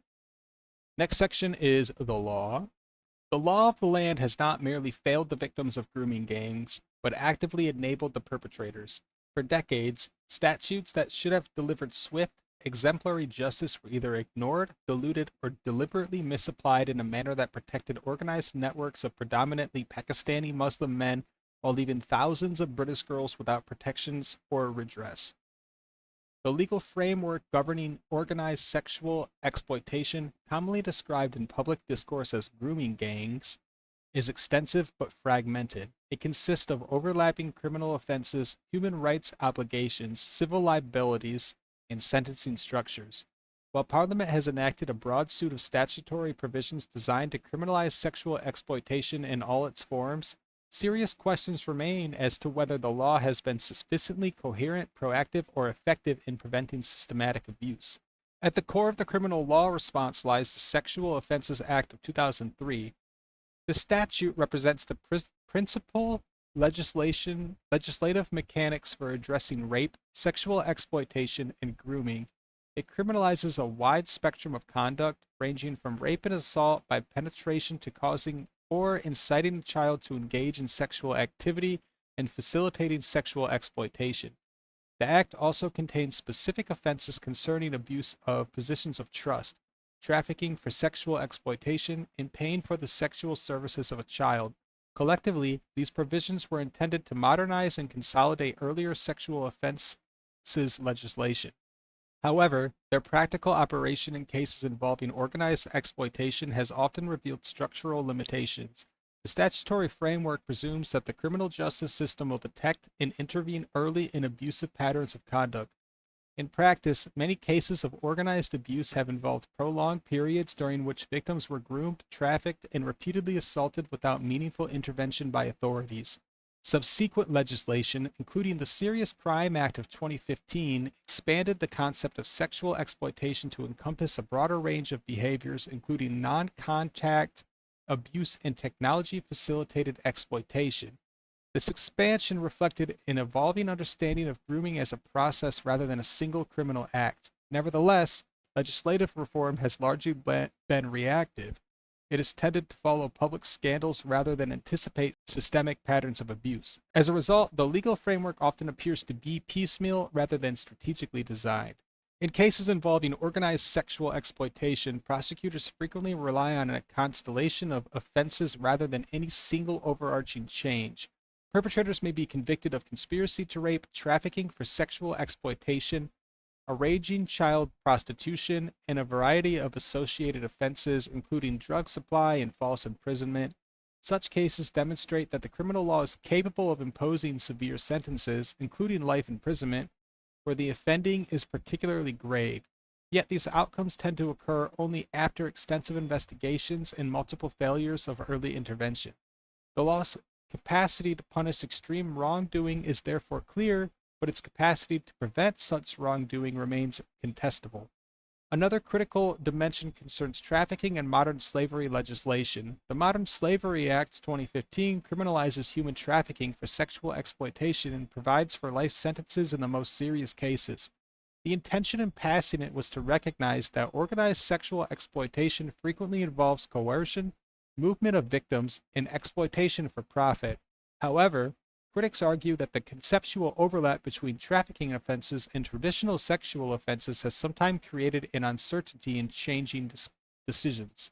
The distinction between trafficking and exploitation is not always straightforward, particularly when victims are groomed into apparent compliance rather than transported by force. This ambiguity may complicate prosecutions and reduce the deterrent effect of the law.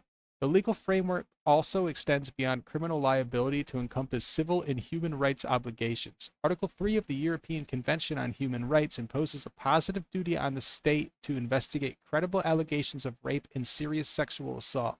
Courts have upheld that systemic failures in investigation may constitute breaches of fundamental rights even where perpetrators are ultimately prosecuted. This principle is of particular significance in organized exploitation cases where victims have frequently alleged prolonged institutional inaction.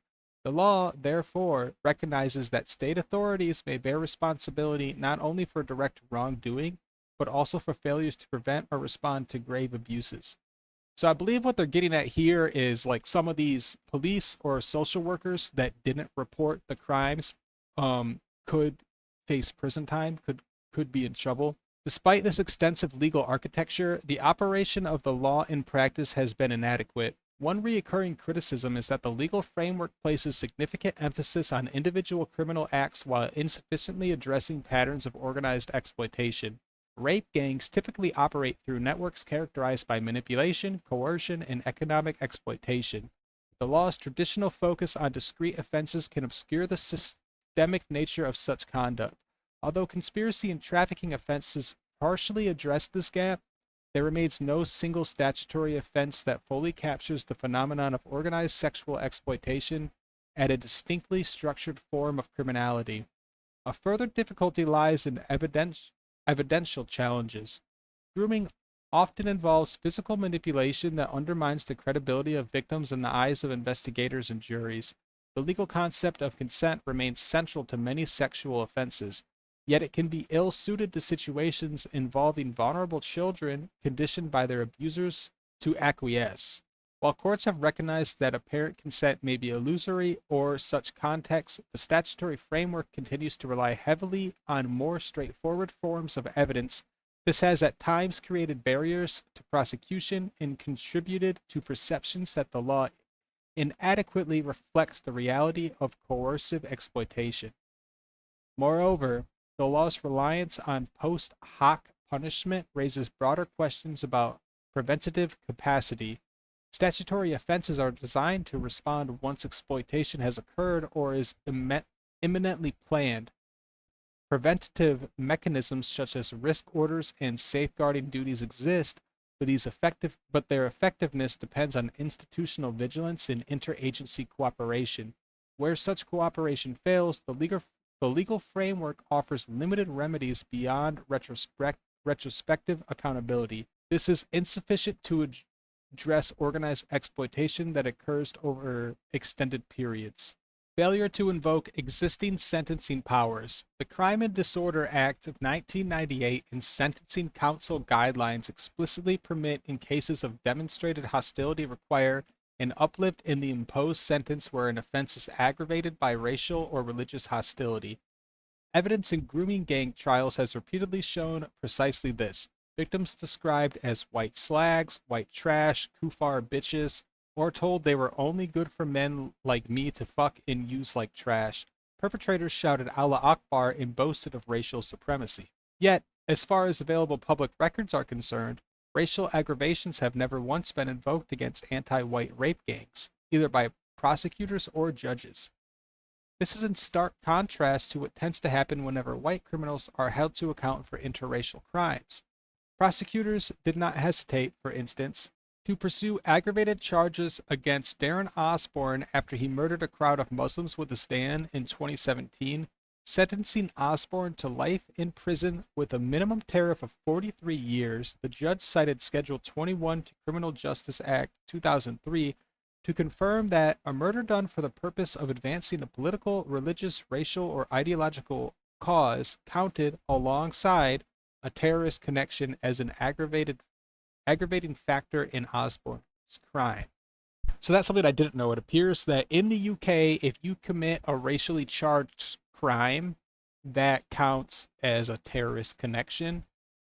So what Rupert Lowe is saying in this inquiry is the fact that these rape gangs are targeting white women and calling them kuffar bitches or white trash constitute this terrorist connection.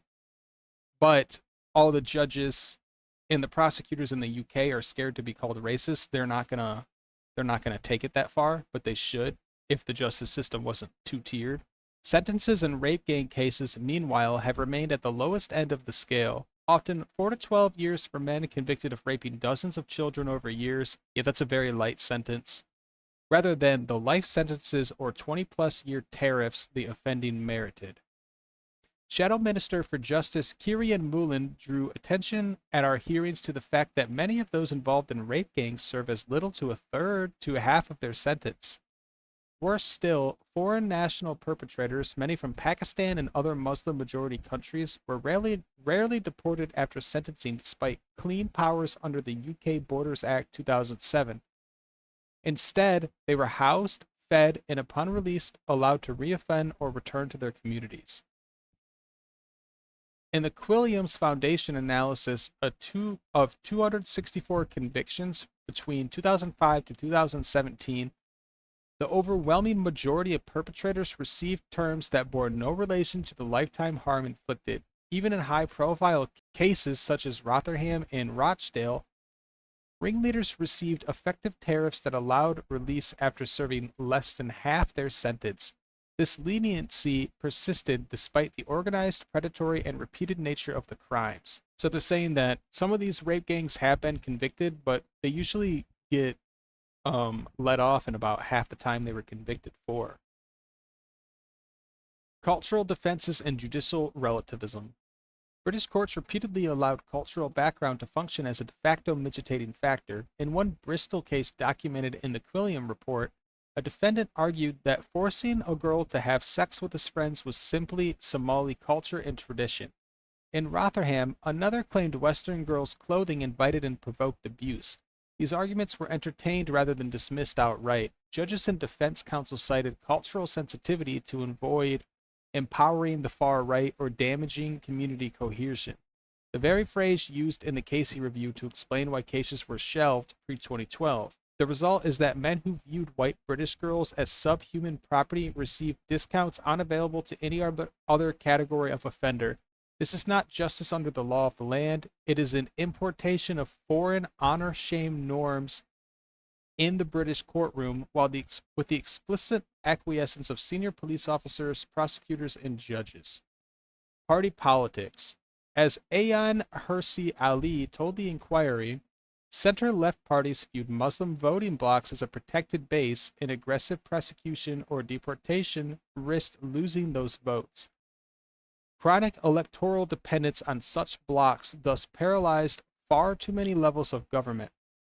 Political actors across the board, national, local, and devolved, knew about the organized rape gangs for decades, yet put electoral survival, so-called community relations, and fear of racism accusations before child protection. Labor Party figures proved especially guilty of making electoral calculations where they should have been looking out for the nation's children. Combined with demographic shift in swing states, these got in the way of concerned inaction. Scotland refused to hold its own inquiry before finally caving in February 2026. It continues to fail to record offender ethnicity or create specific child sexual exploitation markers. Early warnings from the 1980s onward went ignored because addressing the offending risked political cost. Politics placed retention of power above the safety of children, allowing the gangs to operate with impunity for decades. Politicians received direct briefings, sat in multi-agency meetings, read internal intelligence, and still denied knowledge, blocked inquiries, and silenced critics in order to cleave to Muslim voting blocs. This was not ignorance of the crimes, but calculated, repeated, nationwide abandonment of children. The Labor Party. The Labor Party bears primary responsibility for the longest and most deliberate cover-up. As the former Conservative councilman Liam Billington emphasized to our inquiry, Labor-dominated local councils and MPs repeatedly prioritized electoral dependence on Pakistani Muslim communities above the safety of children.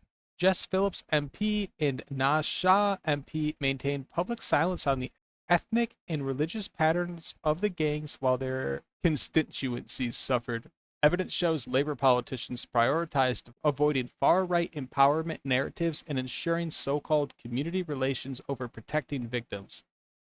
In Oldham, Labor counselors and leadership received one of our whistleblower social workers' disclosures on trafficking inside council-run and semi-independent units, yet retaliated against the whistleblower and took no remedial action.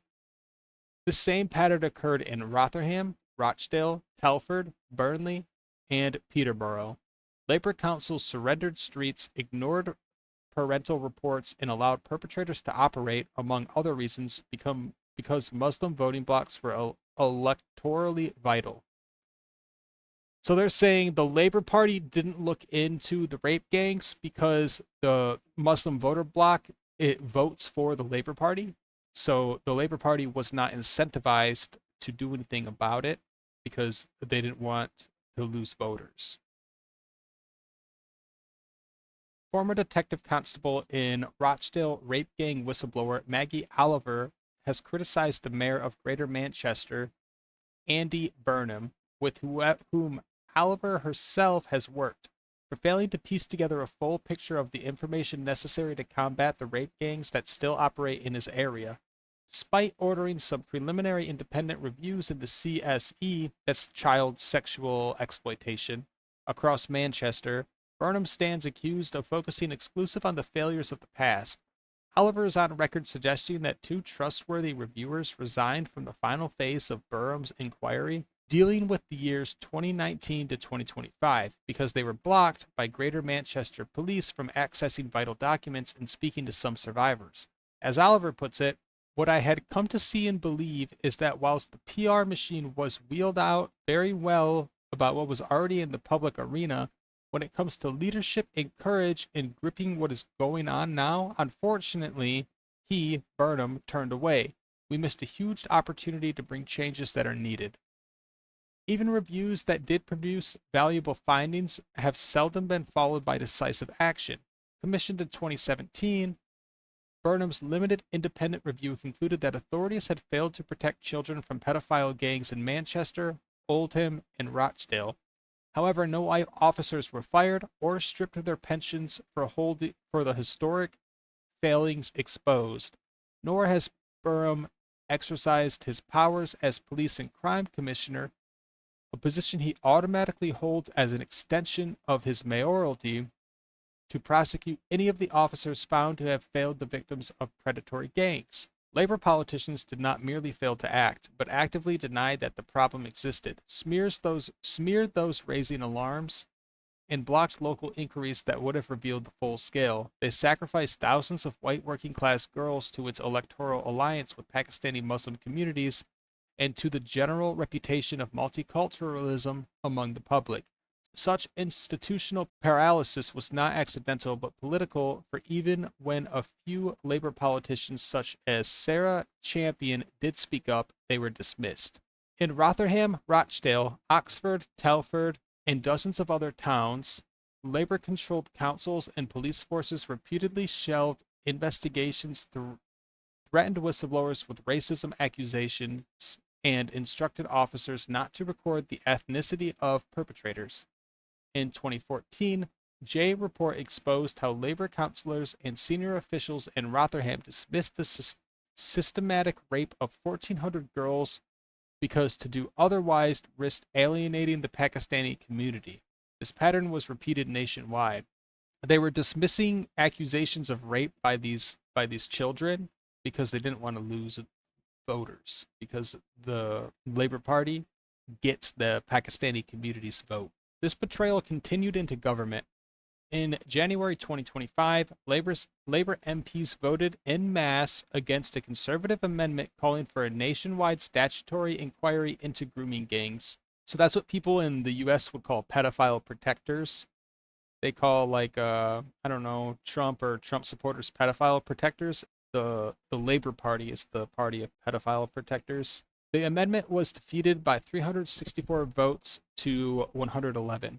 Sir Keir Starmer and his front bets abstained or opposed the measure, dismissing public concern as far-right agitation.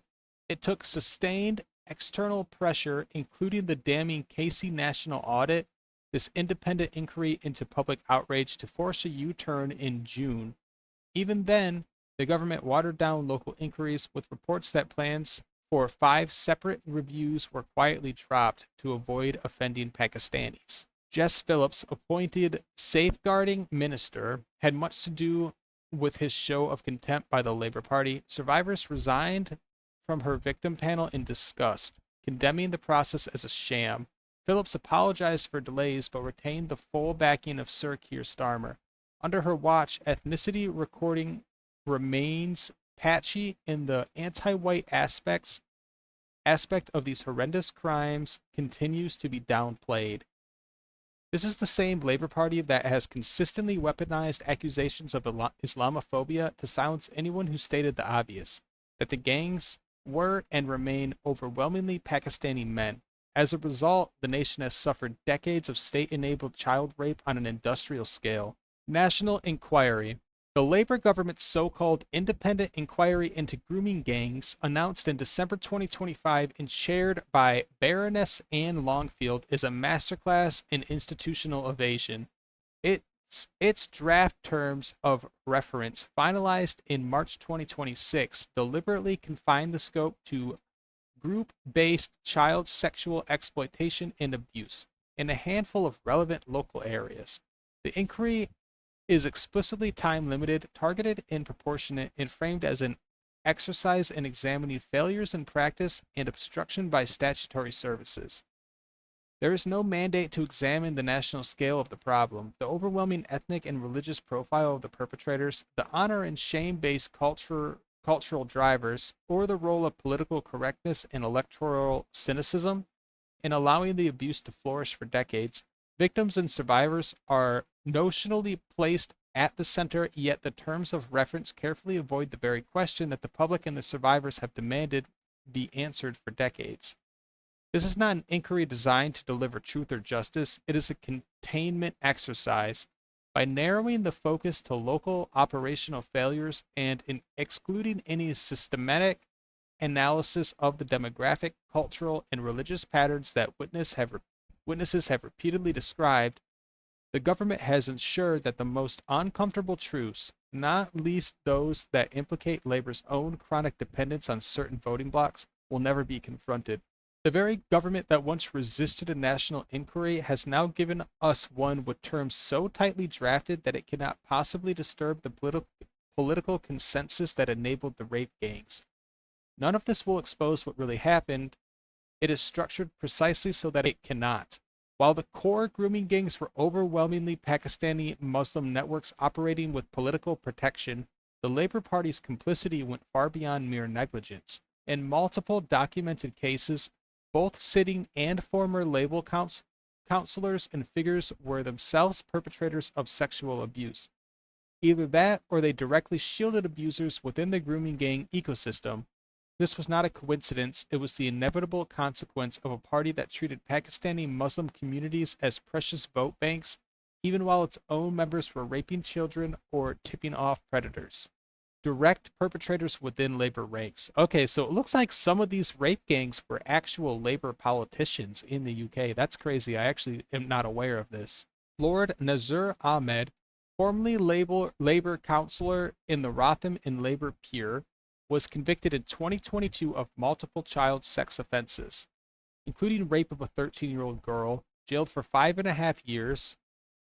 Ahmed had been a Labour councillor since 1990 and was elevated to the peerage by Blair. Survivors described him as part of the same networks that enabled Rotherham's grooming gangs. A survivor publicly demanded that he be stripped of his peerage and truly shamed. Yeah, I mean, it's a politician that raped a child, and he only got 5.5 years. Talk about soft on crime policies. The former Labour councillor Liran Vailman pleaded guilty to sex offenses against a child after approaching a 13-year-old and asking if she was a virgin. The Labour councillor Carol Clark faced formal complaints after allegedly warning her pedophile son of his impending arrest in a grooming-related investigation while simultaneously voting on grooming gang matters. The former Labour MP Ivor Kaplan was arrested for grooming a 15-year-old child in 2025. What the fuck? These were not isolated bad apples. They were labor members operated in the very councils, Rotherham, Rochdale, Oldham, and so on, where grooming gangs thrived under political cover. Yeah, it might be like a whole conspiracy. Enablers in position of power. Beyond direct offending, senior labor figures either failed to crack down on rape gangs or obstructed efforts to do so. Sean Wright, labor counselor, Rotherham Children's Services lead from 2005 to 2010, remained in post despite knowing about the scale of the abuse, resigned only after the J report exposed his department's catastrophic failure. Roger Stone, labor council leader, Rotherham from 2003 to 2014, presided over local government during the cover-up documented in the J report. Multiple Rotherham labor counselors interfered in police investigations, tipped off perpetrators, or dismissed victims as making lifestyle choices to protect community relations and votes. While Sir Keir Starmer was the director of public prosecutions, it has been reported that 13,000 suspected rape gang members were let off with warning letters. That's the guy that's in charge of the UK right now. As stated earlier, the mayor of London, Sadiq Khan, repeatedly insisted there were no grooming gangs operating in the city. He described evidence from whistleblowers as politically motivated. He told the London Assembly that child exploitation in the capital is a far more complex matter and does not fit the grooming style patterns on display across deprived northern towns. These statements he made despite the fact that the Metropolitan Police had in its possession reports of young girls being plied with alcohol and drugs, then raped by groups of men in hotels and other locations across London. A Daily Express investigation revealed that Khan had direct access to HM Inspectorate of Constabulary documents detailing the very patterns of offending he had denied. Khan read those files, yet continued to deny the existence of grooming gangs in public. Overall, the Labour Party did not just fail to prosecute the gangs. In some cases, its own members were the abusers, and in most cases, its councillors, leaders, and ministers put loyalty to Pakistani Muslim blocs before children's safety. No other political party has such a well-documented track record of direct involvement with and institutional protection of industrial-scale child rape. This was in large part due to Labour's own electoral self-interest. The Conservative Party, when holding national power from 2010 onwards, failed to impose mandatory ethnicity recordings to CSE offenders and failed to launch a nationwide statutory inquiry despite the scale becoming public through the Rotherham J report and other local revelations. Successive conservative-led governments allowed the same local cover-ups to continue unchecked in non-labor areas and did nothing to force data transparency or protect children outside labor strongholds. This national political environment under conservative administrations permitted the gangs to operate for another decade without systemic disruption. A proud Islamophile, the former conservative minister Rory Stewart is a standout example of the malaise within the party. Stewart once stated on his podcast with Alistair Campbell, The Rest is Politics, that the grooming gang phenomenon is more than a small-scale blight largely confined to the north of England. I wonder if we can find that. But if you search it in Google, Google says that Rory Stewart did not state that. But I think they have a source on it here, actually. Yeah, it looks like he basically just downplayed the rape gangs, and he was a conservative member. At the very least, this downplays the national pattern documented in witness statements from towns and cities across the country and reinforced the political reluctance to confront the full scale. Sammy Woodhouse met David Cameron as early as 2015 and told him everything she knew, up to and including the fact that many child victims were still being criminalized. A number of prominent figures within the Conservative Party have become more vocal about the rape gangs phenomenon amid the issue's rising political salience. Even so, Conservative Prime Ministers from David Cameron to Rishi Sunak did very little in government. Scottish politics. John Lamont MP's evidence to our inquiry shows that the same reluctance operated north of the English border. Successive Scottish governments across parties, but with clear Labour influence in earlier periods, refused to commission a dedicated national inquiry into grooming gangs, failed to introduce specific CSE markers, and fell short of routinely recording the ethnicity of offenders. This data gap prevented the development of any proper national picture and enabled rape gang networks to continue unchecked in both urban and rural Scotland. Pregnancy, abortion, and child born of rape. Gangs deliberately used pregnancy as a tool of control. Girls as young as 4 were raped repeatedly, some until they became pregnant. That is a little misleading because obviously the 4-year-olds weren't getting pregnant. It was like the older ones, but still. Perpetrators then exploited the pregnancy to bind the victims to them, prevent escape, and exert ongoing coercion. Victims endured multiple pregnancies while still children themselves. Some miscarried under the physical and emotional trauma. Others were coerced into abortions. Those who carried to term gave birth as children and were left without support, education, or protection. Many of these victims had themselves been born of rape to mothers who suffered identical exploitation. The state would often remove the babies for adoption or place them into the same failing care system while leaving the young mothers in the environments where the abuse continued. Intergenerational trauma became institutionalized. Abortions were sometimes arranged by the perpetrators or their associates, often in backstreet conditions that caused lasting physical damage. Medical services recorded the pregnancies and injuries but discharged the girls back to the abusers without safeguarding or long-term support. Social services and the NHS treated the pregnancies as isolated medical events rather than evidence of organized child rape. The state severed the maternal bond while failing to break the cycle of abuse. Other babies remained with mothers who were themselves still children, producing immediate harm, typically involving a disrupted education, substance addiction, mental collapse, and repeated contact with the criminal justice system. Victims who had been born of rape to earlier victims described the same patterns repeating across generations. Every statutory agency encountered these pregnancies. Hospitals and sexual health clinics recorded genital injuries, STIs, and pregnancies in 11 to 16-year-olds, but made no protective referrals. Mental health services discharged girls after suicide attempts linked to the pregnancies without trauma care. Social services closed cases or returned the young mothers to risk environments. Police failed to investigate the rape that caused the pregnancies, even when the perpetrators were named and known. Licensing authorities allowed the taxis that transported pregnant girls to continue operating. The family law courts made matters worse for victims across the board, often by awarding rapists parental rights over the very children begotten by their heinous crimes. In some cases, such rapists have even been allowed to apply for a contact order to meet their grandchildren. The conclusion: the evidence from high-profile convictions and compiled data on group-based child sexual exploitation indicates a clear overrepresentation of Pakistani Muslim men as members of the rape gangs. However, when examining the religious dimension, often inferred from published names in court records and reliable reporting, the proportion of Muslim perpetrators appears even higher than the ethnic Pakistani figure alone would suggest. Analysis of conviction lists such as those compiled by researchers reviewing cases from the late 1990s onwards have found that approximately 90% of those convicted in relevant grooming gang cases bore distinctively Muslim names, a stark contrast to the roughly 6% Muslim proportion of the overall population.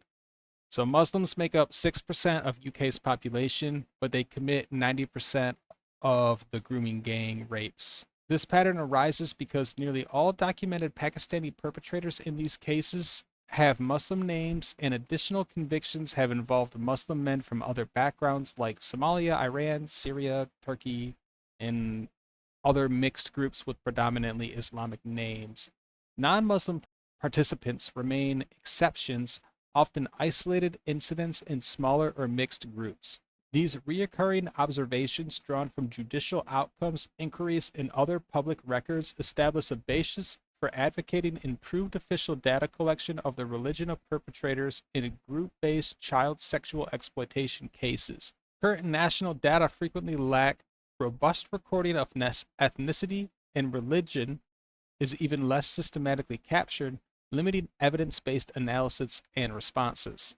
enhanced mandatory recording of both ethnicity and religion alongside other characteristics for aspects and convicted offenders in these offenses would enable clear identification of patterns, better informed prevention strategies, and more proportionate policy interventions, while addressing long-standing criticism of data inadequacies highlighted in government reviews and reports. The evidence heard by this inquiry is unequivocal, overwhelming, and devastating in its clarity. Organized networks of Muslim men systematically raped, trafficked, drugged, impregnated, and destroyed the lives of thousands upon thousands of British children across every region of the United Kingdom for decades, when the documented patterns from Rotherham, Telford, Rochdale, Oxford, Newcastle, Oldham, Huddersfield, Peterborough, Burnley, Tameside, and dozens of other towns and cities are extrapolated nationally, the scale reaches at least 250,000 victims. This is not a collection of isolated local scandals. It is a national scandal of industrial scale child rape and modern day slavery enabled, protected, and prolonged by the deliberate failures of the British state at every single level. The testimony of the survivors and their families leaves no room for denial or equivocation. Sally watched her daughter's life unravel. Although her daughter has admitted to lying on occasion, the police privately acknowledged grooming, yet in public communications treated her only as a liar. Marlon had his parental authority stripped away so that his daughter could be returned to the very place where she was raped. Whitney's reports of exploitation were dismissed, while her own childhood trauma was used to undermine her credibility as a mother. Rachel saw her 12-year-old autistic daughter discouraged from pursuing justice, bullied relentlessly, and ultimately driven to her death by an overdose after the authorities failed her at every turn. Fiona, Michelle, Chloe, Marie, Grace, Kate, Anna, Jen, Leanne, Taylor, Jane, Lily, and so many others describe the same relentless pattern. Repeated rape, gang rape, blackmail with filmed abuse, pregnancies used as weapons of control, marriages, coerced abortions, and the birth of children who entered the world already condemned to the same cycle. These were not all vulnerable children in the narrow sense the authorities preferred to believe. Some came from stable homes, middle-class families, and loving parents. These perpetrators targeted them precisely because they were unguarded by the collective male protection that some minority groups could mobilize. The gangs operated under an honor and shame-based clan code that treated non-Muslims, especially white working-class girls, as property available for sexual use. They transported victims between towns, shared them among brothers and friends, forced conversions to Islam, followed by unregistered religious marriages, and justified the abuse by describing the girls as easy meat, white trash, or morally inferior. The same networks targeted Sikh girls until Sikh communities responded with collective male protection. White girls received no such defense. Every institution that existed to protect children instead enabled the gangs. Police forces across England and Scotland discouraged reporting, criminalized victims, destroyed evidence, allowed known rapists to walk free on bail, and in some cases actively participated in or shielded the networks.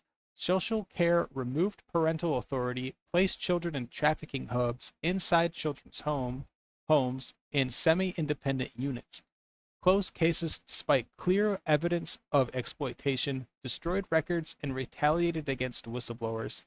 The NHS recorded genital injuries, multiple STIs in 13-year-olds, pregnancies caused by rape, and suicide attempts, yet discharged the children back to their abusers the same night with no safeguarding or trauma care. Schools watched older men collect girls at the gates, heard disclosures of rape in toilets, and excluded the victims rather than protecting them. Taxi licensing authorities renewed permits for the very drivers who formed the logistical backbone of the trafficking networks and collapsed in the face of organized protest when basic safety measures were proposed. The media self-censored the ethnic and religious pattern for fear of being labeled racist. Social media platforms became the primary tool for initial grooming, distribution of rape videos, and coordination between perpetrators. Politics, especially the Labour Party, bears the heaviest responsibility.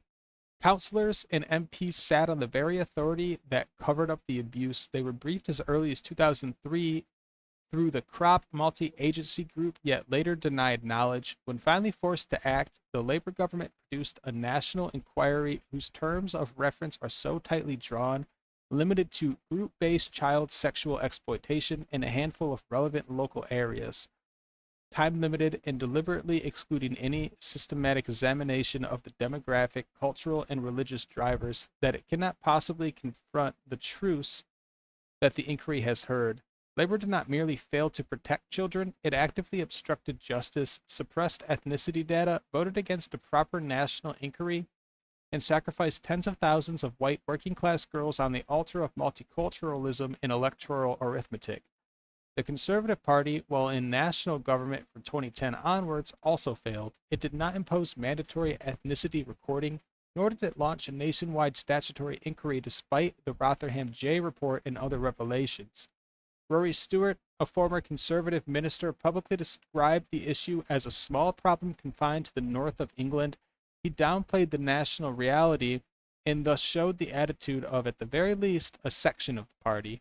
Scottish politics mirrored the same reluctance, refusing a dedicated inquiry and failing to record offender ethnicity.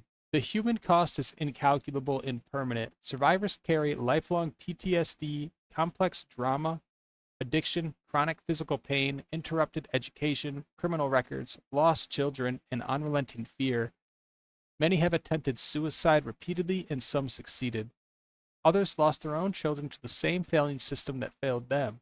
The gangs used pregnancy as a deliberate weapon of control, and the state compounded the harm by removing babies for adoption or placing them in care while abandoning the young mothers in the environments where the abuse continued. Intergenerational trauma has been institutionalized. The state recorded the injuries, the STIs, the pregnancies, and the disclosures, yet chose votes, so-called community relations, and fear of racism accusations over the protection of British children. Whistleblowers who tried to expose the truths, such as a social worker, Cavern Vines, Tommy Robinson, and countless protective parents, were suspended, bankrupted, subjected to dawn raids, asset freezing, and gag orders.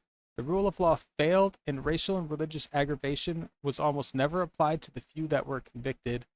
Foreign national offenders were rarely deported, and sentences bore no relation to the lifetime of destruction inflicted. This inquiry has heard the testimony, it has seen the documents, it has recorded the names of officers, social workers, counselors, ministers, and institutions that failed. The evidence is now overwhelming and irrefutable. The rape gangs did not operate in the shadows, but with the active or passive consent of the British state. The betrayal was total.